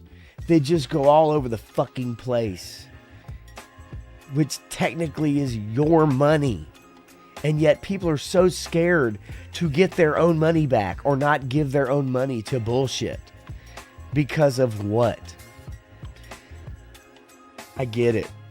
Change is a bitch. Change is hard. Change is necessary. It is fucking necessary, especially right now, because we've all been fooled by a lot of fucking people. But if you think for 1 second that like your information is safe and secure, these ain't the days of paper records, folks. These aren't the days of you filling out something and signing your signature in the bank, filing it away. Everything is digital. Everything is online. Everything is encrypted. If you think you're never going to get popped by someone with identity theft, you're a fool. If you think no one's ever going to try to use your social security number or like try to use your name for something, you're a fool. 50 years ago, you didn't have to worry about that shit. It's a different world we live in. But I'm going to tell you something. When it comes to our government, and I've got slides to bring up. We're going to bring them up. We're going to bring them up here in a little bit. When you watch the salaries of some of these people and you look at their personal wealth they've accrued, how did they accrue this money? How are they worth $172 million when their salary is $100,000 a year? There's some real shit going on. I hope there's some real cracking ass down shit going on, because it needs to be.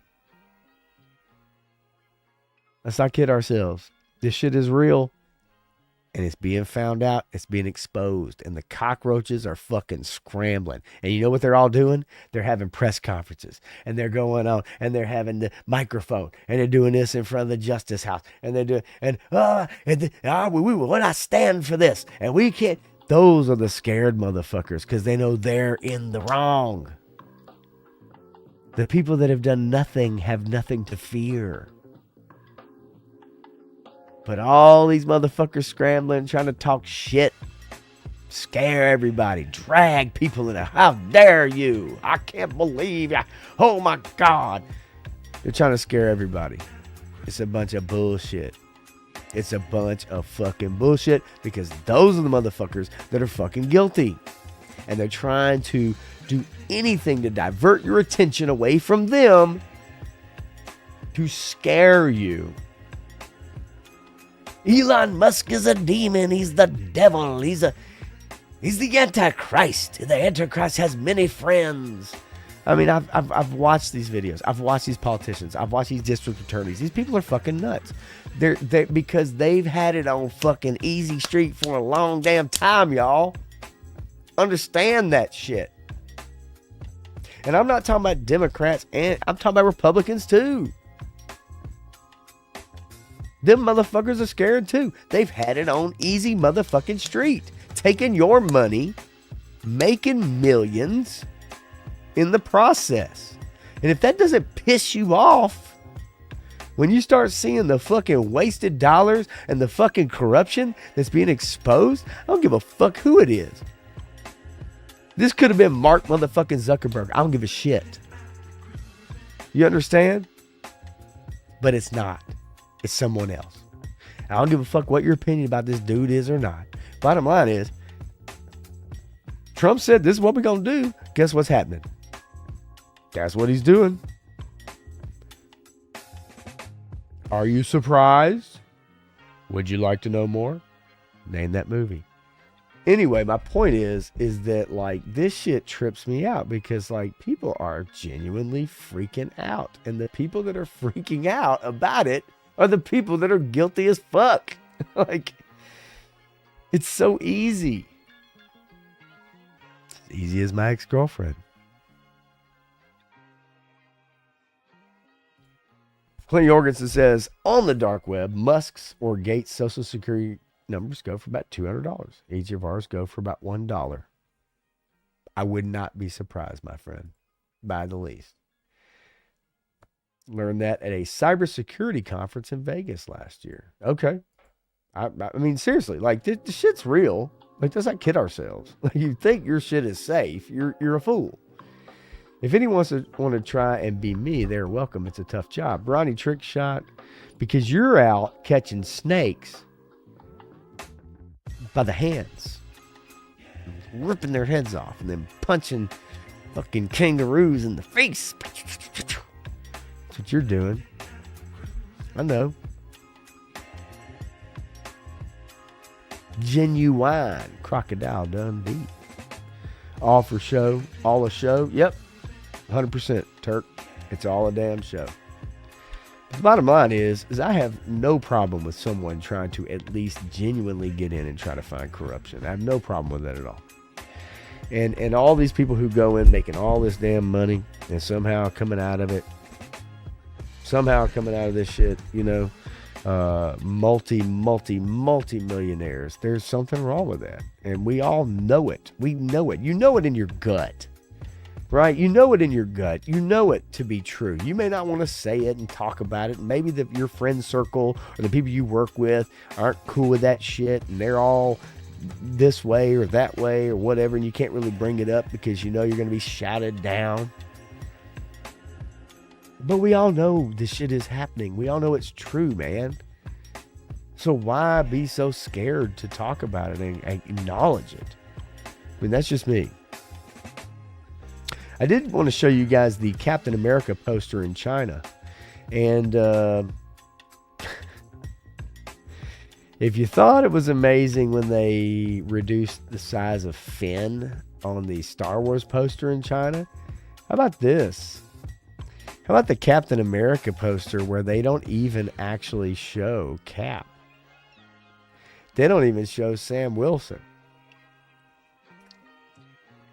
They show Red Hulk and no black man in sight.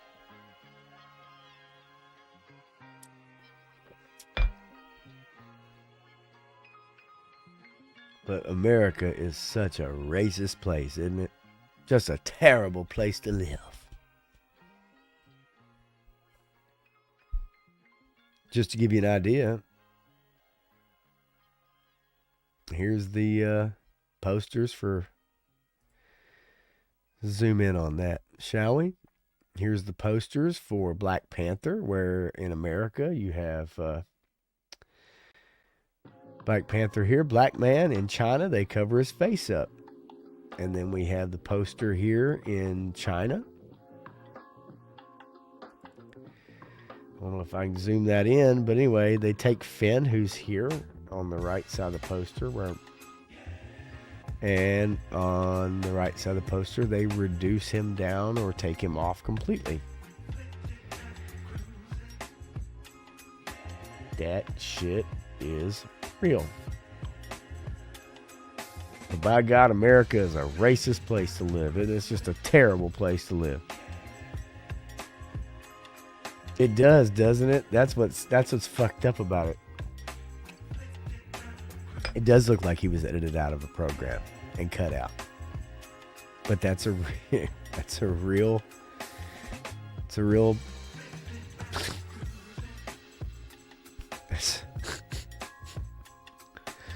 come on, man.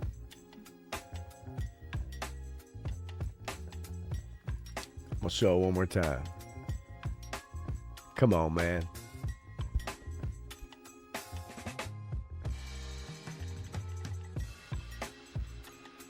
Oh boy. All right. Anyway, so Tuesday night, Matthew and I are, hopefully he'll get a chance to see it, but we'll get into some of the Captain America talk. I really hope so. I really do hope so. I'd like to. Let's take a look at the Daredevil Born Again trailer before we get into some funny videos, some idiots of the day, videos of the day to finish things up today, just for y'all's pleasure. Hopefully I've entertained you at least for a little while, and this may not be your total bag, but hopefully I'm able to at least talk enough to fill up a little bit of time, and maybe your Friday night enlightened a little bit more.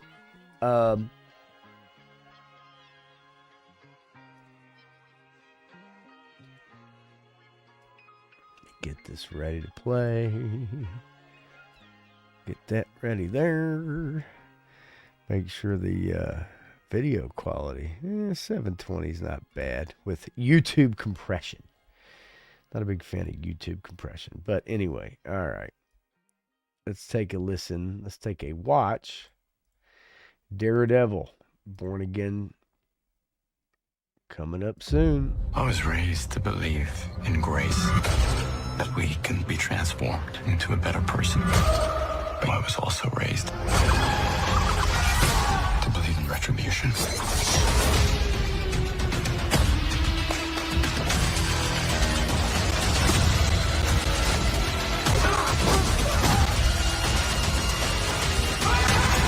Just one of those days, I guess.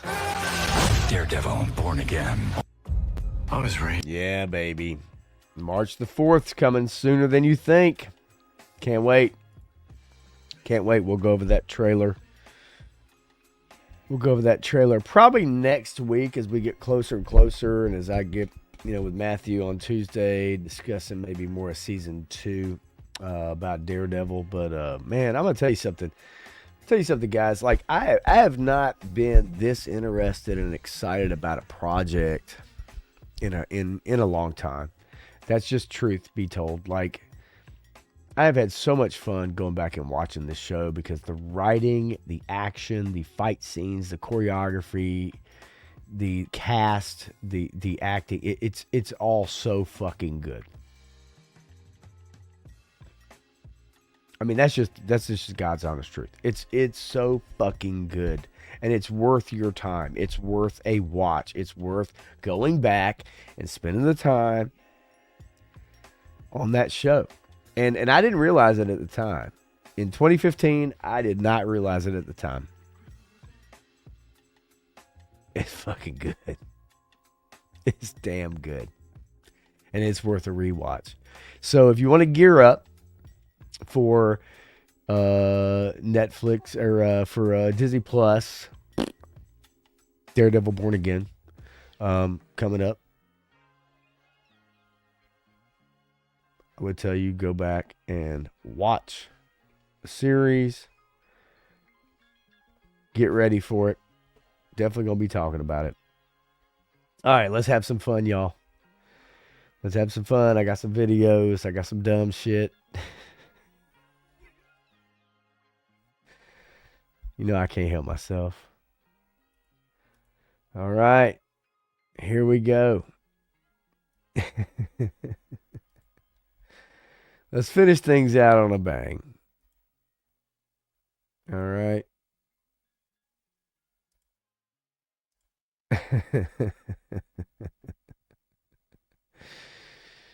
Dank DeMoss says she doesn't see herself as overweight. When I walk into the gym, I feel like I'm fit. Well, let's find out how fit she is. Body, like my body right now, is like my mind don't know that I'm this big. My mind does not know that I'm this big. So I be feeling like I can do everything. So when I walk in the gym, I feel like I'm fit. Yeah, I bet you do, baby. Or like if I'm trying to do certain shit, I feel like I could do it. And then I be like, damn, I can't do this. But in my head, I'm like, damn, I can do that. So I'm gonna walk over there. And I be going in the gym in front of all those people, 500 pounds in shorts, no shirt, Well, I have on a sports bra, but I don't know. Yeah, I don't know either. You know what I think it is? I think it's because you're fat as fuck. There, I said it. I think you're 500 fucking pounds. And in your mind, you can walk across the gym floor, but guess what your body can't do? Walk across the gym floor. I can also tell you there's not a fucking lift vehicle available for you. I can also tell you that.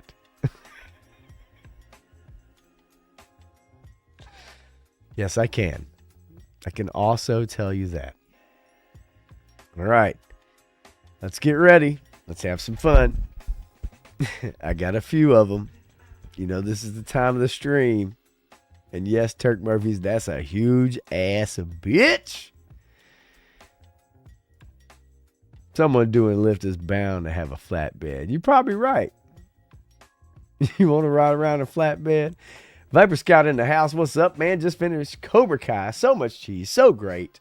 I love it. I love to hear that. Cobra Kai, stick with us, man, as we finish things out. We're going to show a few videos, have a few little fun. We're going to laugh at some people. We're going to talk some shit. It is what it is. That's what I do on a Friday night. But I appreciate you dropping by. That's for sure. Dreadnought K6 says they make dump trucks pop. Yeah, they do. They do make dump trucks. Clint Jorgensen says she is from Punkstown. Oh, no.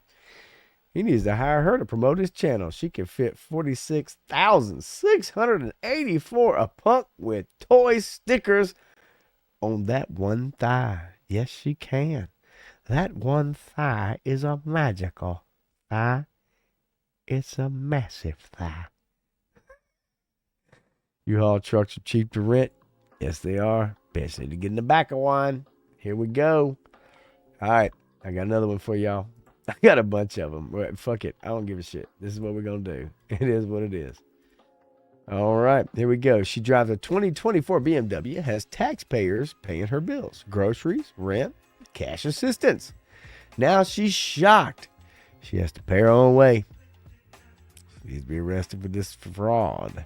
Let's listen to what she has to say. I got a DHS letter in the mail this morning, and I just now opened it.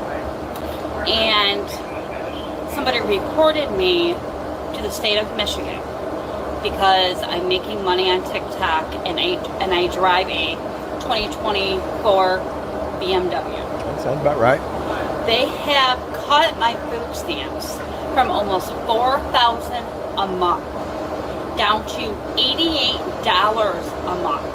Okay, so she drives a 2024 BMW. She's making $4K a month off of food stamps. She's making money off of TikTok and YouTube and other social media accounts. That's not unusual for someone who goes viral. I don't know what she goes viral for. I don't know her. I don't know what she does. But it says they also cut my cash benefits and telling me Section 8 housing will no longer pay 95% of my rent. What do I do? Well, I'll tell you what you do, bitch. White bitch. Pay your fair share, motherfucker. Pay your rent. Pay for your car. If you're making money off of TikTok, YouTube, Instagram, guess what happens when you make more money than poor people? You don't qualify for poor people's shit, bitch.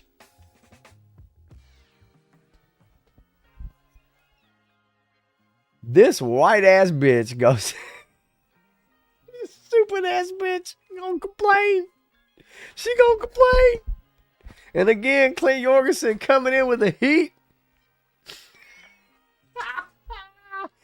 She's from Punk State. He should get her to promote his channel by putting a punk with two Oh my god damn. On her BMW bumper. What the fuck is wrong with people, man? Come on. God damn it. Shit. It makes me so angry. I feel like Daredevil. Like I want to go beat this bitch up in Minecraft. Like seriously. Like come on, man. Let's finish it out. They are telling me if I want a review, that I have to sell my car. So you're telling me if you were on welfare, food stamps, cash assistance, Section 8, you can't drive a nice car? Oh, maybe it's what it's like when you're on Section 8, food stamps, and government assistance driving a fucking Cadillac in the hood, bitch. Because we all talked about that shit, didn't we? Don't lie. We've all talked about that shit. Well, you got a damn nice Cadillac, but you broke as fuck. Don't lie. We talked about it. They are forcing me to sell my brand new BMW. Or I lose almost $4,000 in food stamps. Oh, no. Not only that, they have taken my cash assistance totally away. They are telling me that Section 8 will no longer be paying 95% of my rent. Can you imagine having somebody pay 95% of your rent while you're driving a brand new car? A BMW, by the way, 2024 BMW. Can you imagine 95% of your rent, mortgage payment paid by the government, by my tax dollars, your tax dollars? Okay, again, this is what we're getting into, right, folks? Let's not fuck around. This is what we're getting into. Your tax dollars, my tax dollars, Punk's tax dollars, Michigan paying for this bitch to live large while she takes your fucking money to fucking live large.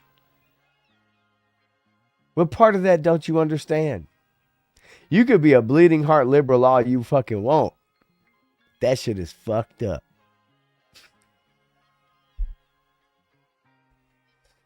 And she's wearing a goddamn Victoria's Secrets hoodie. Get the fuck out of here, you hoe. Only 10% of my rent. So I will have to pay a little over $400 a month now instead of $60 a month. Oh, a little over $400 a month. Oh, shit, man. $400 a month. Well, I'm making $6,000 off of TikTok. Fuck this hoe. I can't listen to this bitch any longer. She's fucking on my nerves. Fuck this shit. Sorry, y'all. I can't. Can't do it. Otis McDonald. Let's crank it up one time. All right. We ain't done yet. I got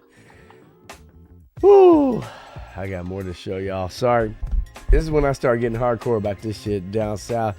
Turk Murphy says down south she has 6 kids. Probably does. Probably does. Nothing worse than a bludger. Ronnie Trickshot, I don't know what the fuck a bludger is, but I'll take your word for it, baby. 16 kids would get her $4K a month, right? That's what's wrong with the system, no matter what color you are. I agree, no matter what color you are. It's called sucking off the teat. And when you don't get the teat, you get pissed off. Jail for fraud, plain and simple. I agree. And she is upset. Yes, exactly. That's why I love showing you guys this stuff, because I don't think you guys would look this stuff up yourself. I don't think you go on Twitter, X, whatever you want to call it. I don't think that you would find this stuff, because I think you are decent human beings who don't want to look this shit up. And I don't blame you 1%. But this is the kind of shit that I do like bringing up. So I also want to bring up this minister, who has some questions of her own. And I find it fascinating that we have a minister now. You can only guess what gender she is. But she has questions. Questions she does. Let's take a listen. And we were asked the question about the resurrection. And the question was, did the resurrection actually physically happen? And if it didn't or did, what does that do to your faith? Well, I raised my hand. and so for me, I said, well, do I think that it could have happened and did happen? I believe so, because I think God's big enough and has the ability to, and I feel it probably did. But if I'm to be, scientific or realistic, I don't know. And I say that because there's no, quote, proof, right? There's no, quote, proof. Did it really happen? Okay, let's end this shit right here. If you're a fucking minister, if you, sorry to put those words back to back, but let's not kid ourselves. If you're a minister, if you're preaching for the church, if you are in a church and you are up there, you cannot unequivocally deny whether Jesus rose from the dead or not. You can't do it. You can't talk about it. That's just not part and parcel with the job. So either you are part and parcel with the job or you're not. But you can't get up there and start talking about science and shit. The shit don't work. Your position is to either believe Jesus rose from the dead or he didn't. But you can't sit there and debate scientifically and whatever. And that's the problem with having females as pastors and ministers and shit. Because guess what? They're not qualified. Sorry about your luck. They're not. Disagree with me. I don't give a fuck. They're not. Obviously, this bitch don't know what she's talking about. Fight me. But you get what I'm saying, though. Like, you can't bring that conversation. You cannot bring that conversation into this shit. You can't bring it. Can't do it. I'm sorry. You can't. It's not allowed. I agree. Religion is being hijacked and attacked. It has been for a long time. Long time. All right. Evidently, the welding community on Reddit is in an uproar. No, it's really not, actually. Evidently, the welding community in Reddit has been plastered with LGBT flags all over subreddit and told anyone who didn't like it to leave. Yep, this is the R welding. Now, if you understand Reddit to an extent, you have Reddits and subreddits, and you have different categories or whatever. But this is the Reddit/welding community. If you don't like it here, there's a shiny new welding subreddit you can check out. Recent changes to R welding, a community update. And as you see here, we have our lovely trans flag. We have our all-inclusive but exclusive, because you can't be inclusive without being exclusive in today's world. And the welding community has gone super woke, y'all, evidently on Reddit. It's all about bringing in them LGBTQ plus bucks. Welding. Because we all know how many queer, trans, gay people love welding. Even women. Welders from way back. Probably going back to the 19th century, if I had to guess.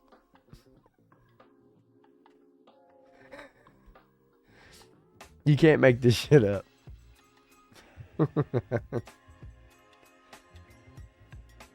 Whew, all right. You know what else we got? We got an Air Force base in New Mexico, and I want to show you what's been going on at an Air Force base in New Mexico. We're going to go a little over tonight. This was at an Air Force base in New Mexico. You can look it up for yourself as to which one. But let's roll tape, Johnny.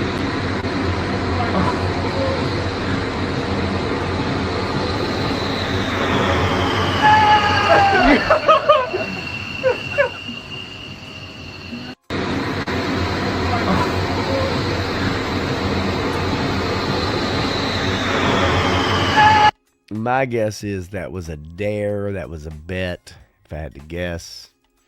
I don't think it's emblematic of anything crazy going on. I think that was probably somewhat I think it was emblematic of a probably a bet of some kind. The soldier dressing up, acting goofy, right? That would be my guess. I don't want to read too much into that until I find out more information, and I will look it up because I would like to know my information before I report to you guys and give you guys anything. I always want to know exactly what I'm talking about. Do you guys know who Asmongold is? Dreadnought K6, as you know, what I regularly hear from my welder buddies. They tell me about how they all participate in sodomy on their breaks and lunch. Crazy. Yeah, exactly. Right? If you don't know who Asmongold is, he's one of the biggest YouTube creators in the space. His videos routinely get 2 million views within a week or two or less.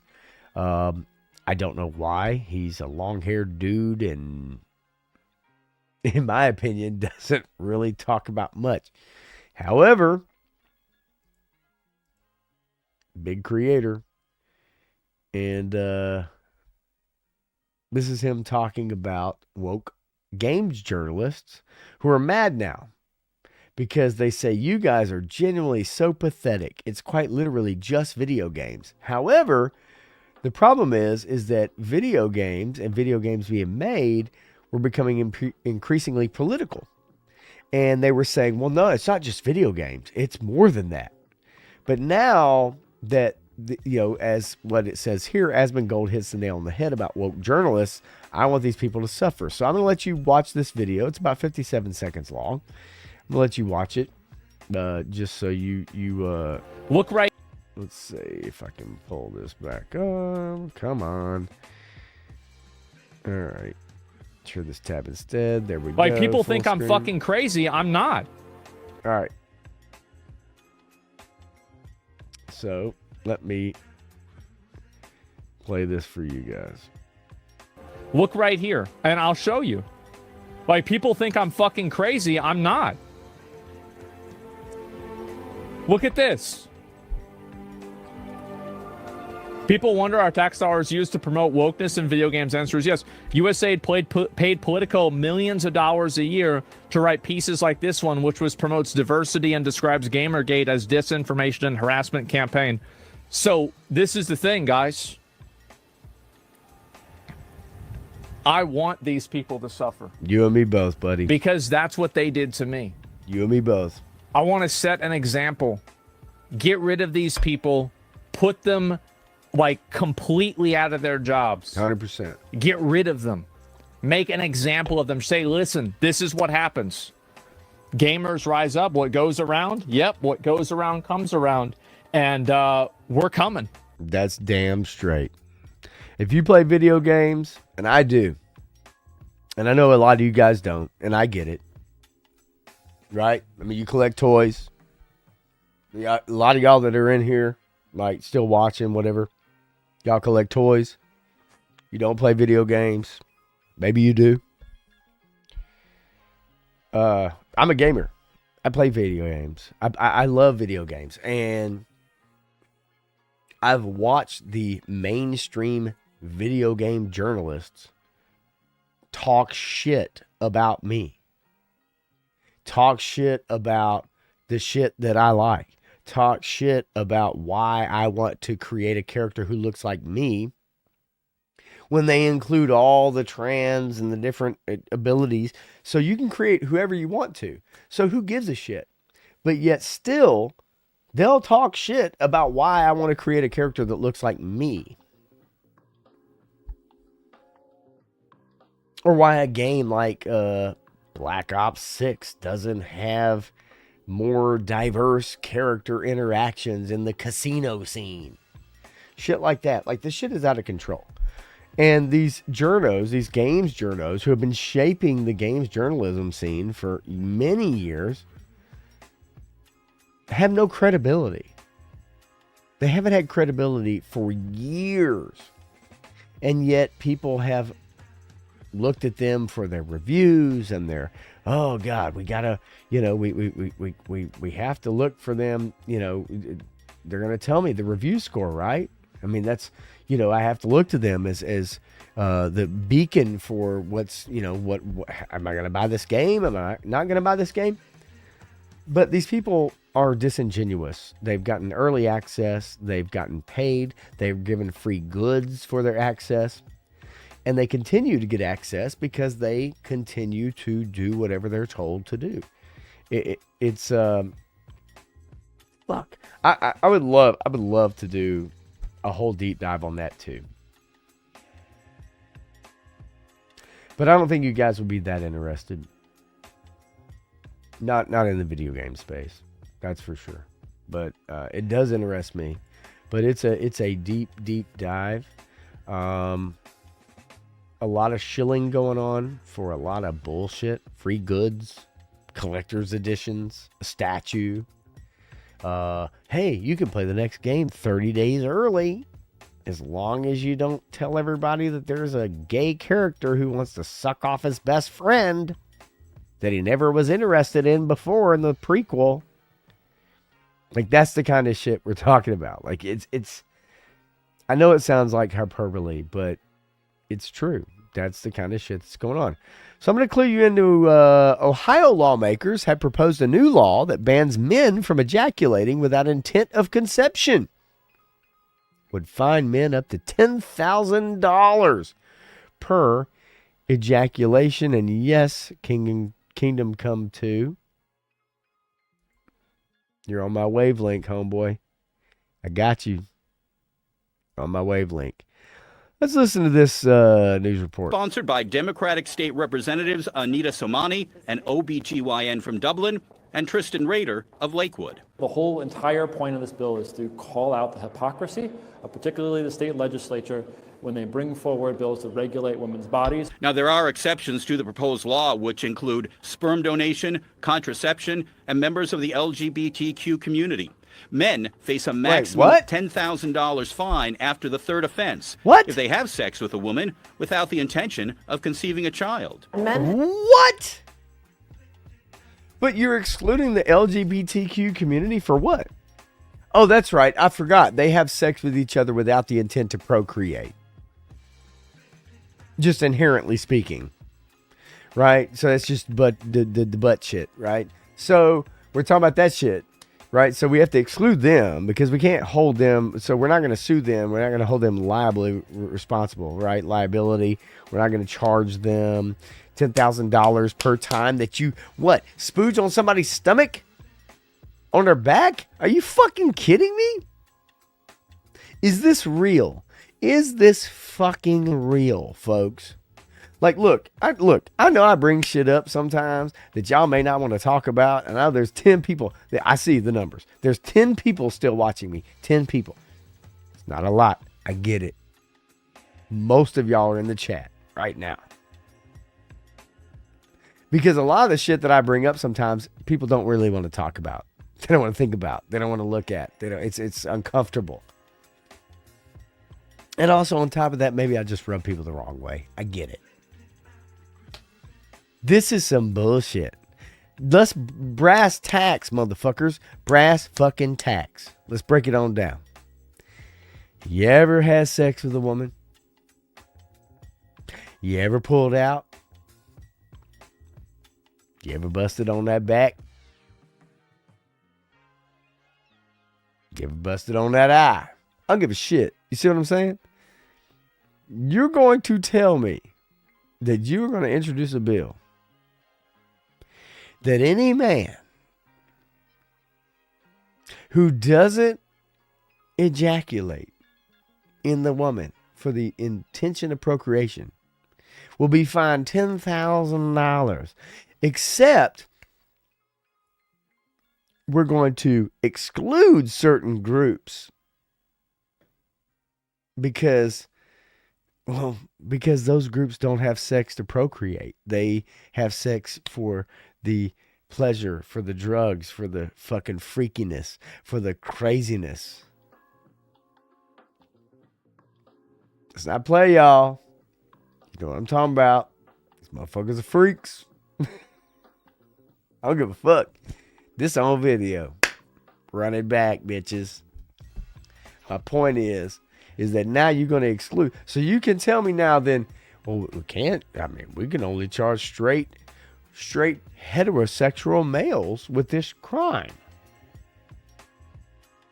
Because that's literally the only people you could charge this crime with. Because the other people are just doing it to do it like, but whatever fate. You know what I'm saying? Like, come on, man. I'm sorry, man. Like, let's not kid ourselves. Y'all know what I'm talking about. So my point is that this is fucked up. This is fucked up. that they would introduce legislation to try to penalize someone for busting a nut on somebody's stomach on their back. Oh my God. This is fucking stupid. This is how crazy these motherfuckers are. Do you understand? These people. Oh my God. If you don't understand now, you never will understand. I don't know any other way to say it. Like you won't. So I have another wonderful, just a lovely lady to bring to y'all's attention. She is she's a leftist, and she hates Bible thumping conservatives because of what they've done. So I want you to listen to her. I want you to listen to her in all her full glory, and you guys tell me what you think. Fuck you. Fuck your Bible, and fuck Elon Musk and that weird little human shield he carries around with him.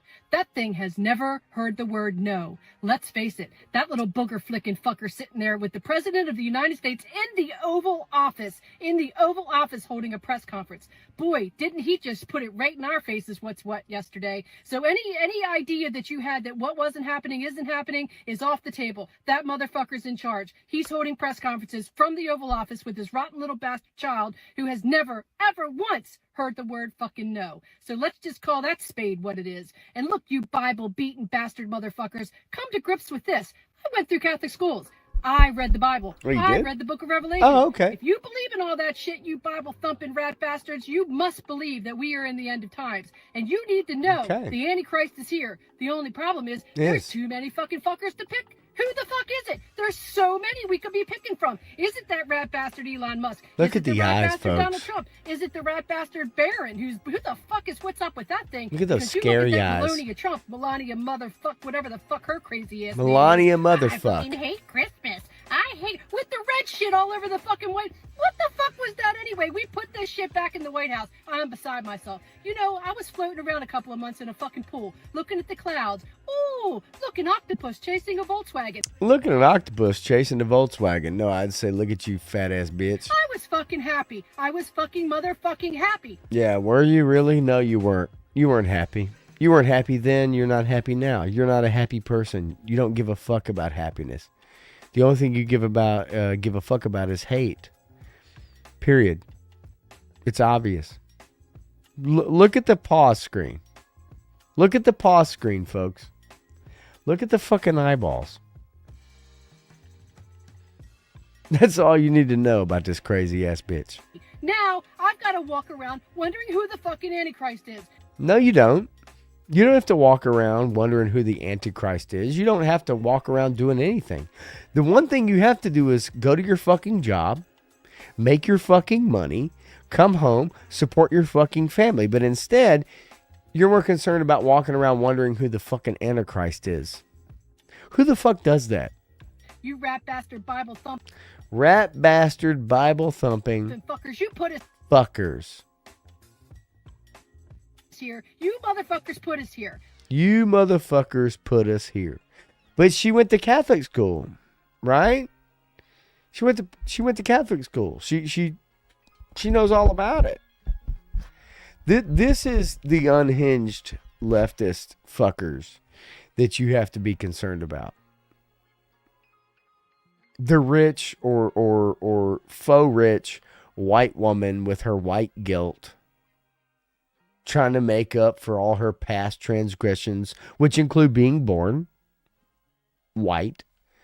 That's her biggest fallacy, right? She was born white and she has to apologize for it every day. This is the woman that washes a black person's feet every day of her life, right? She gets up, she seeks out the closest black homeless person, and then she grabs her table or her little shoe shining stand, and she says, I want to wash your feet because I need to atone for my white coat and my green turtleneck and my terrible dye job hair. I don't even know what the fuck that shit is. and my crazy eyes by washing your feet, folks. That's what I need to do. God damn. This shit, you can't make this shit up. These people are fucking unhinged. Like, unhinged, man. But I'm going to give you one that's a classic before we get out of here. 2.5 hours. I'm going to give you guys a classic. Do you guys remember the It's Ma'am? I know I only got about 8 people with me left. 9 people with me. Hanging tough. You guys are hanging tough. I love you guys. I really do. And I appreciate it. Anybody and everybody that hangs this long and on a Friday night. And I know this is not your bag. I know it's not your normal shit. OMG, gonna have to sell my house. Ronnie Trickshot, man, you might have to sell your house. Never know. They might be coming for you.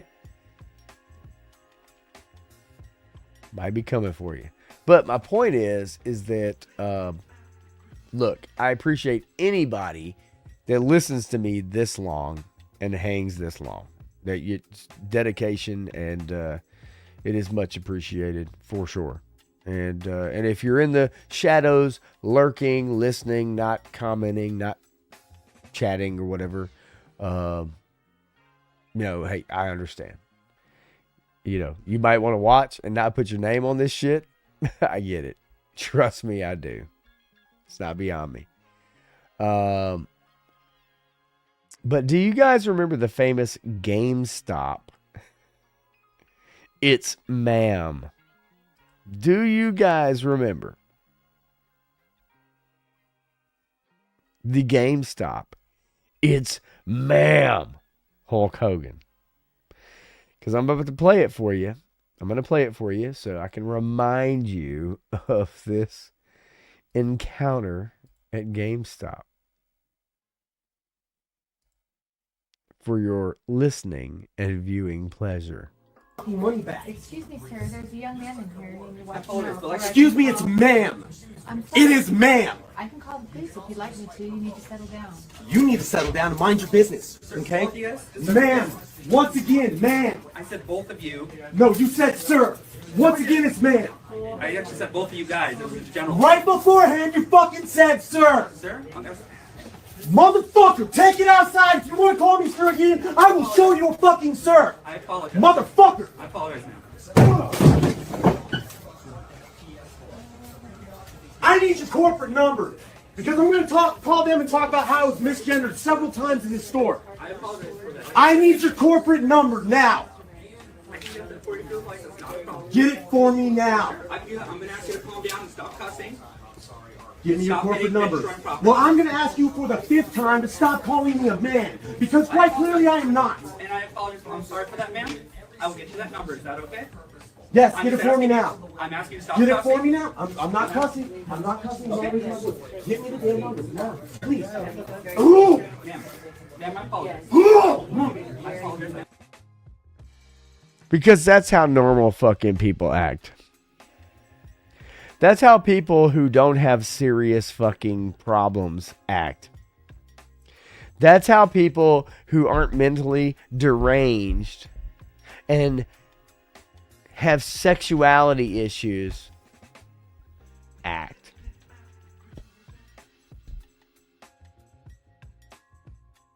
I mean, come on, man. Like, for real? This shit is like 5 years old. At least 5 years old. And I feel so bad for this GameStop employee who had to deal with this piece of shit.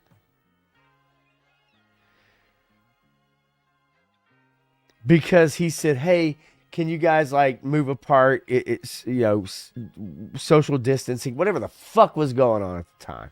And who? You call me ma'am. It's like fucking Hulk Hogan breaking down your damn store and then telling you better call me a woman. I mean, it's unbelievable. And this is gone. I mean, this is so viral. This has been years now at this point. Yeah, 3-star. I'm with you. Like, it's unbelievable. Right? And yes, Dreadnought, motherfucker, I will show you, sir. Like, let's take it outside. You go at the very beginning of the video. He literally says, money back. Excuse me, sir. There's a young man in here. You need to watch. excuse me, sir. Excuse me, it's ma'am. It is ma'am. I can call. Is it, ma'am? Like, motherfucker, you could be wearing eyeliner and lipstick and whatever the fuck you want, but you still a dude. You still a fucking dude. And I can fully understand why this chick standing in line says, excuse me, sir, but there's children present. Could you hold your language down? Could you chill the fuck out? Could you maybe take a step back, you piece of shit?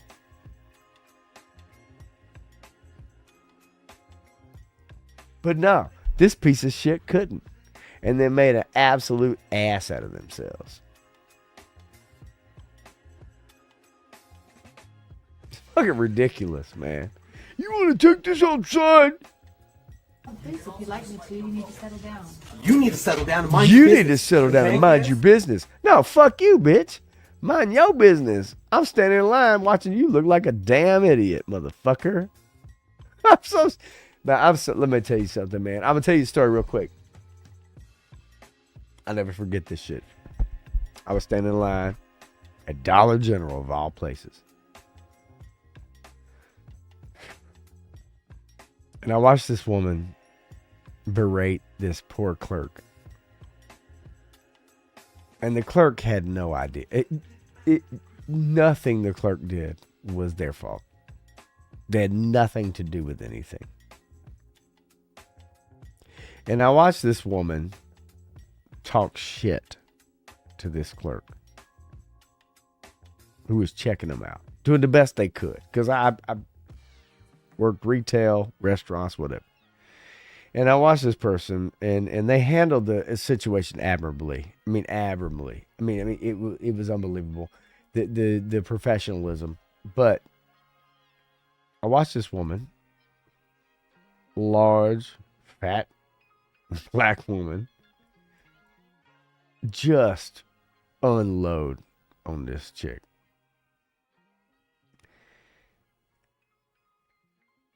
And I was standing there,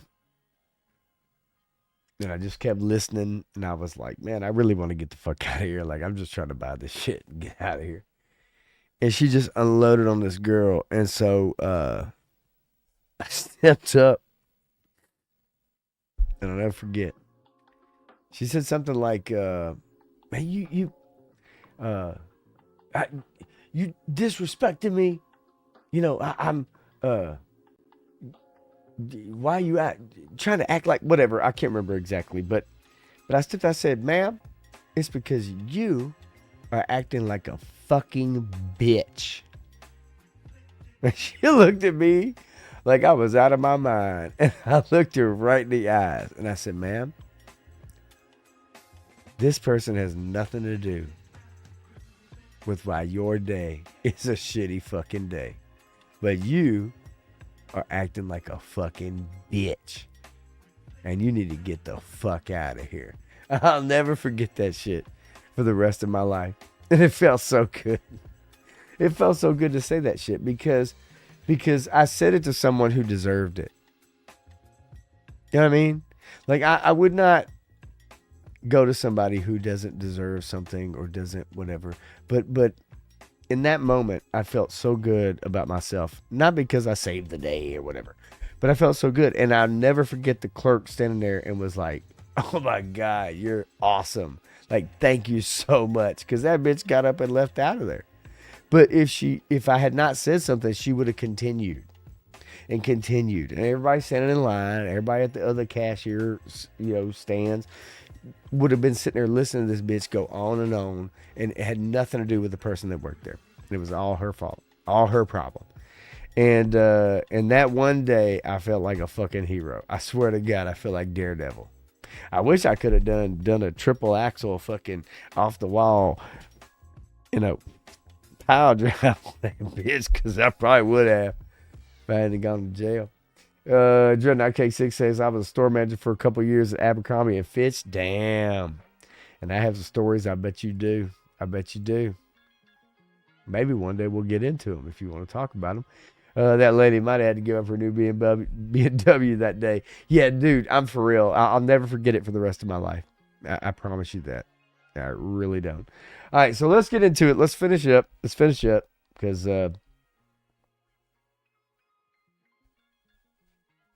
feeling it. But let's finish up. Got a few pictures to show, some memes of the day, and then we'll get into our videos of the day. And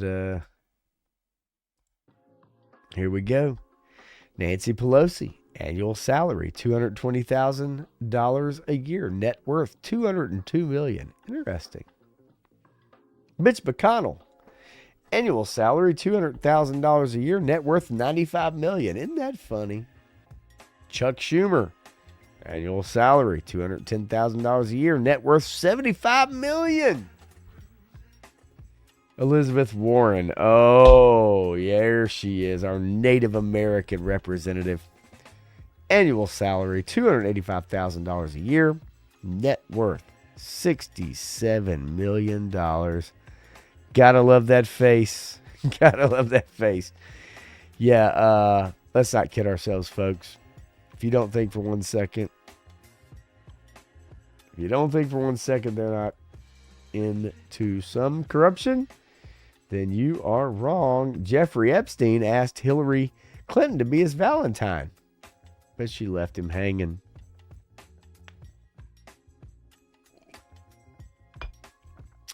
Just a terrible story. It's just terrible all around. Oh God, just a terrible story all around. How about this one, guys? Let's you can only bring back 2. So I'm going to give you a list, and you're going to tell me if you could only bring back 2 of them, who would it be? You got 9 choices. If you could only bring back 2 of them, who would it be?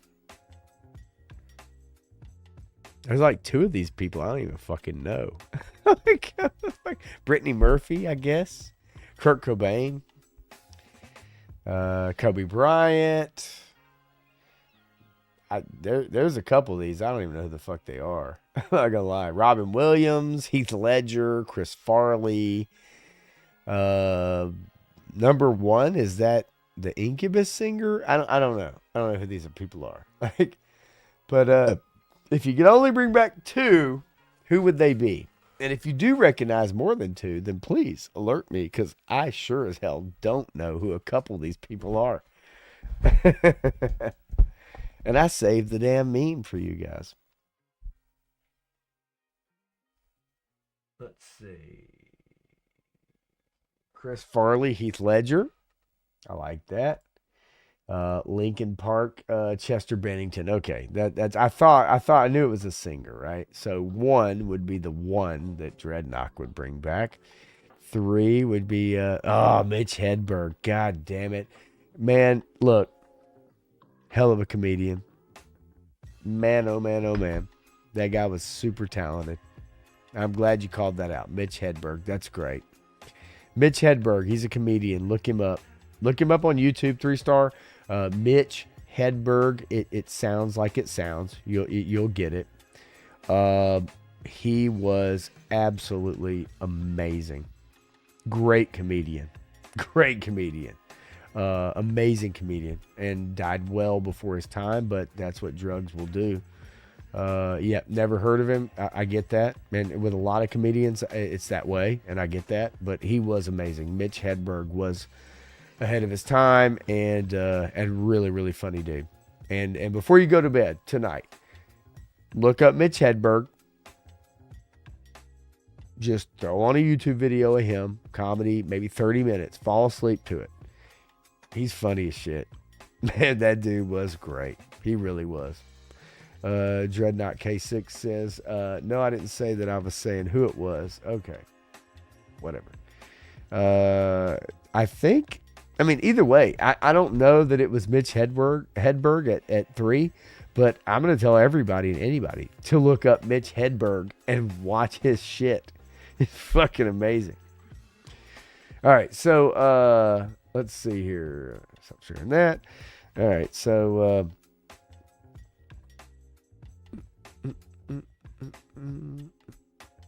all right, so again, I'll share this with y'all just for the shits and giggles as we work our way out of tonight. Former U.S. Aid Chief Samantha Power's annual salary was $180,000 a year.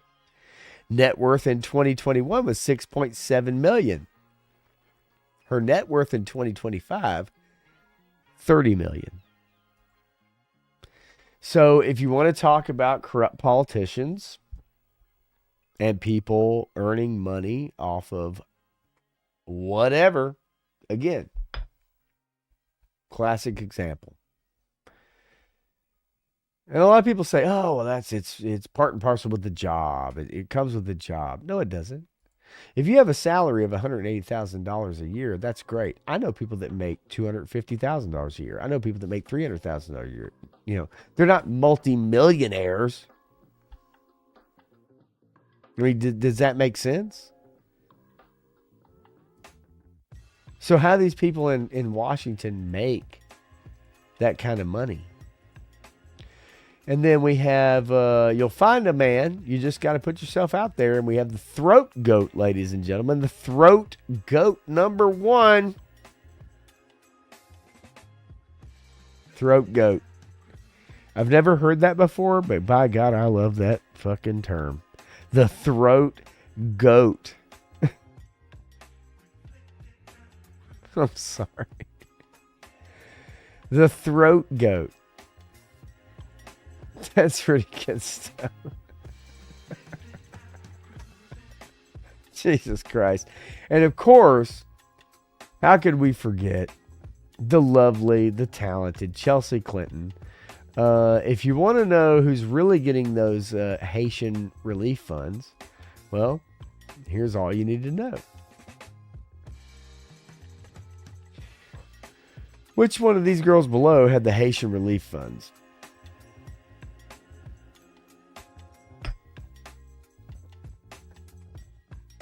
I'll remind you, it's the one with the last name Clinton. Clinton.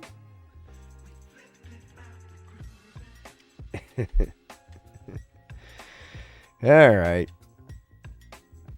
God, I forgot. I've holy moly.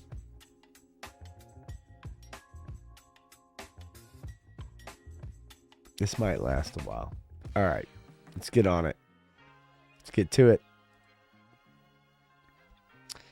Let's get to it.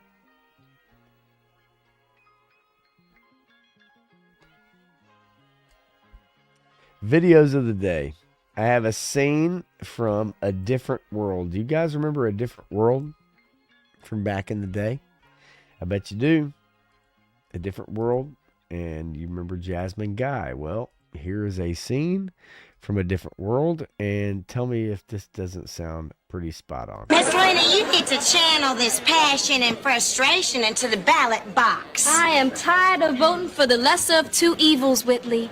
When did you vote, honey? Yeah. Last time we held an election, you were what, all about 14 years old? Be that as it may. Sister, you need to vote. Listen to this man. We need to command the respect of all political parties. Hey now. That's why I am a card-carrying member of the Republican Party. Say what? Republican? Oh, you know that? Come on. You see, there's no use in influencing folks who aren't going to be in office. So while y'all are on the Titanic with those Democrats, I'm voting for the winning ticket. Damn money. Bank shot for the winner, bitch. Holy shit. As far back as A Different World, that was probably like 1991, if I had to guess. Right? Like 1991. Holy shit. That's pretty good stuff. That's pretty good stuff. All right. Let's move on. That's pretty good, though. Can't argue with that. All right, here we go. President Trump has directed this to stop. And if you don't comply with federal law, we will hold you accountable. We did it to Illinois. Strike one. Strike two is New York. And if you are a state not complying with federal law, you're next. Get ready. Bitch! Love it. Moving quickly. Moving quickly. If you're a state not complying with law, you are next. I want to show you a breakdancing video that I thought was fantastic. I thought this guy was really showing us something. And I got to admit, I appreciate these moves. Pintamos toda la casa y sin dejar caer una sola gota de pintura que no sea. ¿Qué es eso? Oh shit! What? That's called the jumping bean, y'all.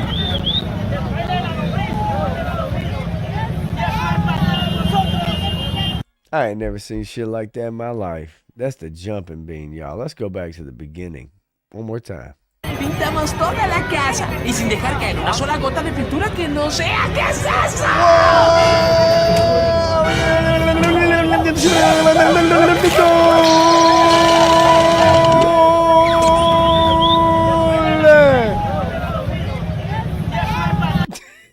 What the fuck is that? Man, I'm gonna bring some shit up for y'all. I don't give a shit. Dwayne Wayne. You know Dwayne Wayne. Yep. Rawr. You talking about Jasmine Guy? She don't play. She don't play. Mitch Hedberg. That's right. Look him up. That's the best. The Blending Corner. Yes, it is Requiem, my son.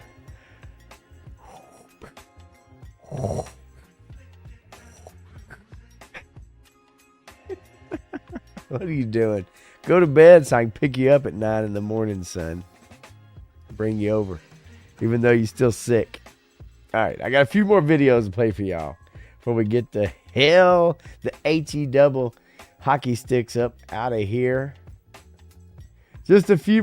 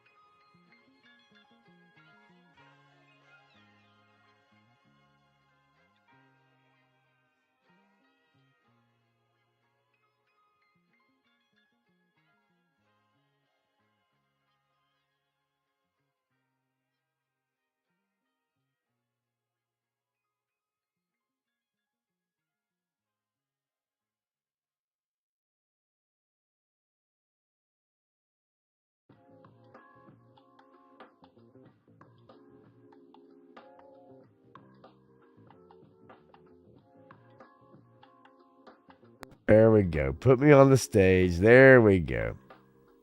I know, right? I didn't go away. I'm here. Boom. Boom.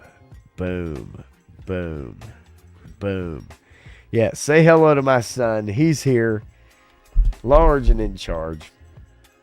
I wish you'd take over for me, and I could just be a guest sometime. That'd be great. Ronnie Trickshot says he had too many drinky top. Nope. What happened? Take a grumble duff? Nope, not at all. What happened is that I backed myself out of StreamYards. And then when I came back in, I was sitting here talking and forgot to add myself to the stage, which is even worse. But the fact is, what happened is you guys came in going, what's going on? So I see people watching, but I don't know who's commenting because no one's commenting. So now I know who was watching. So Tony's Figs, you were watching, but not saying shit. Clint, probably chilling every now and then, saying something. I love it, man. You guys are awesome. See, look, and 3-star, of course, 3-star. But no, I love you guys, and I'm glad you hanging out watching. Even if you are lurking in the background, chilling, you don't have to comment. By no means. All right, so let's finish things up. You remember I have the how do I call it? The wokest photos of the woke era. I've had a bunch of these. I've saved them. I like to bring them up occasionally just to remind you folks, and just to remind me of just some of the just craziness that's happened in the last few years. And I think it's worth bringing up again because I think that we all need a reminder of how people have lost their damn minds. And we all need to get back to normalcy.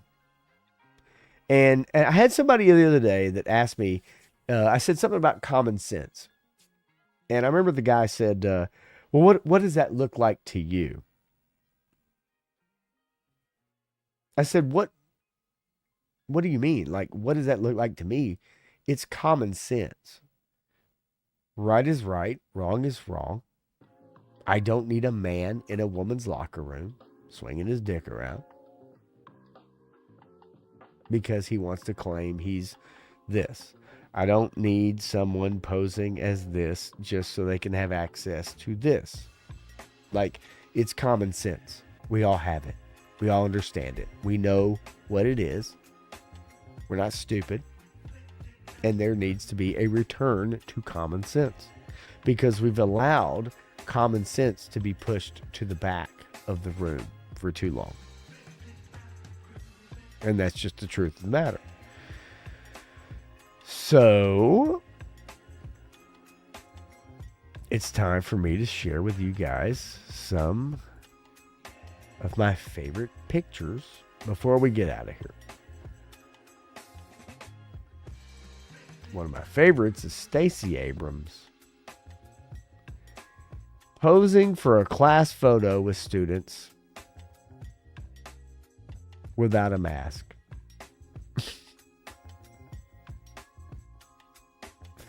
Because you all remember, if you didn't wear a mask, you were a Yahtzee or a condemned person. You were a horrible person.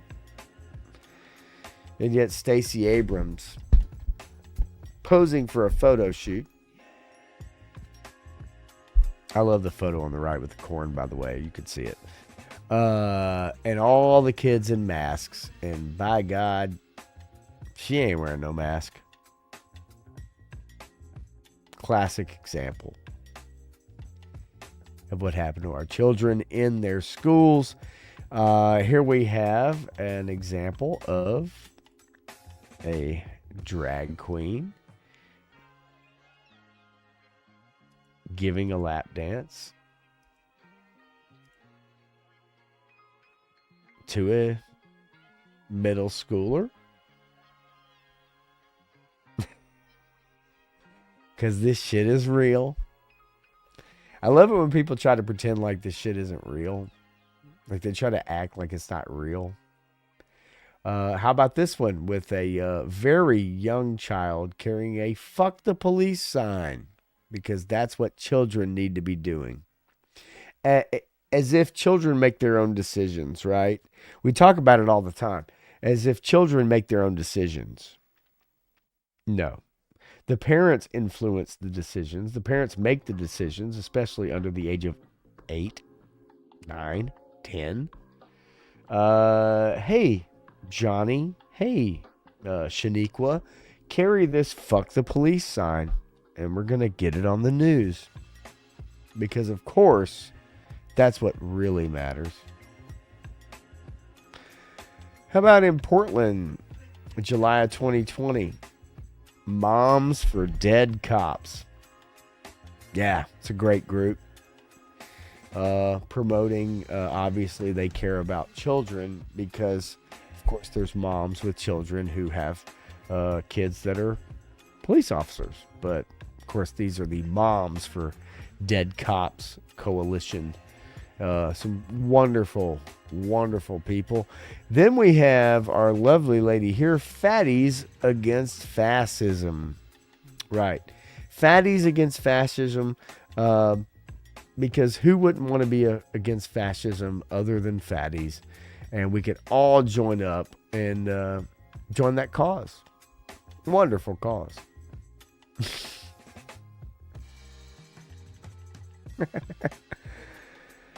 Boy. Or we could have, which if these people even understood what their sign meant and what Palestine doesn't allow, they probably would have a clue. But these are people who do not have a clue. These are people who only do what they're spoon-fed. They only believe in what they're told to believe. And these are basically androids and robots of the human society. These are queers for Palestine. No pride in genocide. If they only knew what happened in Palestine to people of their kind, there would be no pride.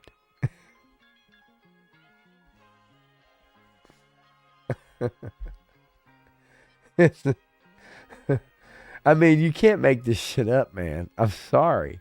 Like, you can't. Then we have, you remember the Titan subs? The Titan sub, the submersible that crushed under the weight of, killed the explorers and the 16-year-old son. We have, the CEO, Stockton Rush. He was a very rich old white guy, 50-year-old white guy. But he had this quote a few years ago that you may remember, you may not remember. He said, look, I didn't want to hire any boring 50-year-old white guys to design the submersible. They're not inspirational and bring nothing new to the table. Yeah, Ocean Gate Titan. Maybe they would have brought safety protocols or advised you not to maybe take your inferior submersible down below what it was able to do. But I don't know. That's just me. White people are stupid. And in your case, as a 50-year-old white man telling other people that boring 50-year-old white guys don't bring anything to the table, well, maybe they do sometimes. I don't know. It's just me. Maybe I'm wrong.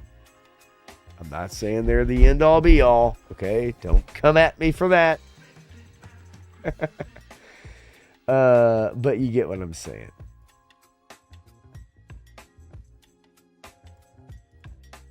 All right, you crazy kids. Look, here's the deal.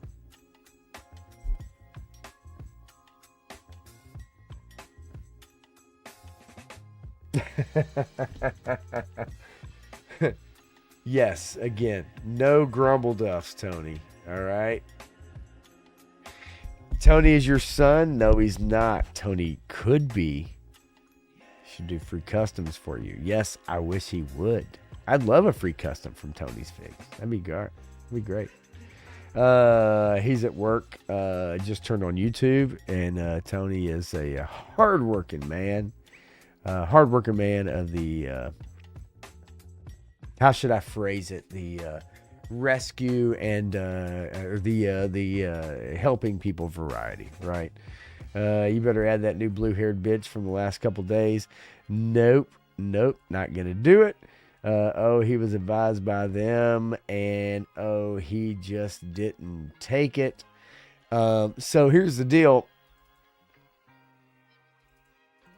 God, this photo list, y'all. If I had, it's so long. It's so freaking long. It's ridiculous. But I think you guys have seen everything I've had to show. So look, tonight, gonna wrap it up I appreciate it. You guys are awesome, as always. So, time for me to wrap things up. Get out of here. It's been about 3 hours, I guess. A little longer. About an hour longer than I usually stream on Friday nights. But I'm going to pick my son up tomorrow morning. Hopefully hang out for the day and tomorrow night. I really appreciate it.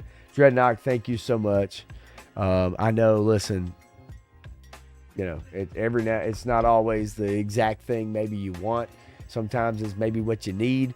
Sometimes it's not, you know, the funniest or whatever. But I always appreciate anybody hanging out for this long, for sure. You guys are awesome. I'll be back with Matthew on Tuesday night for the evening blend. And if Punk could get that right, it's called the evening blend. It's not that hard. It's like coffee. It's like whiskey. But, you know, he doesn't drink. And probably doesn't drink coffee. So, but anyway, so I'll be back Tuesday night at 10 p.m. Eastern, 9 p.m. Central with Matthew. We're going to be talking about Captain America. I'm going to give you my full spoiler review. And if you're that worried about spoilers for the new Captain America movie, then I really feel bad for you. But yeah, so I'm going to bring you my spoiler review. I'm going to go in depth. I'm going to tell you exactly what I think about it. And then we'll go from there. So that'll be Tuesday. I really appreciate anybody that's hung out this long for sure, man. You guys are awesome. I really do. And I guess I'll see you Tuesday and then Wednesday night with 3-Star Draw on Sevens Wild. And hopefully we'll have a fun topic for you on Wednesday night at 9 Eastern, 8 Central. But anyway, this has been Pop Blender. Thank you so much. It's time for me to retire for the evening and take some NyQuil and knock out once again. Love you guys, man. Y'all are awesome. Thank you so much. Really appreciate it. No doubt. I'll see y'all soon, man.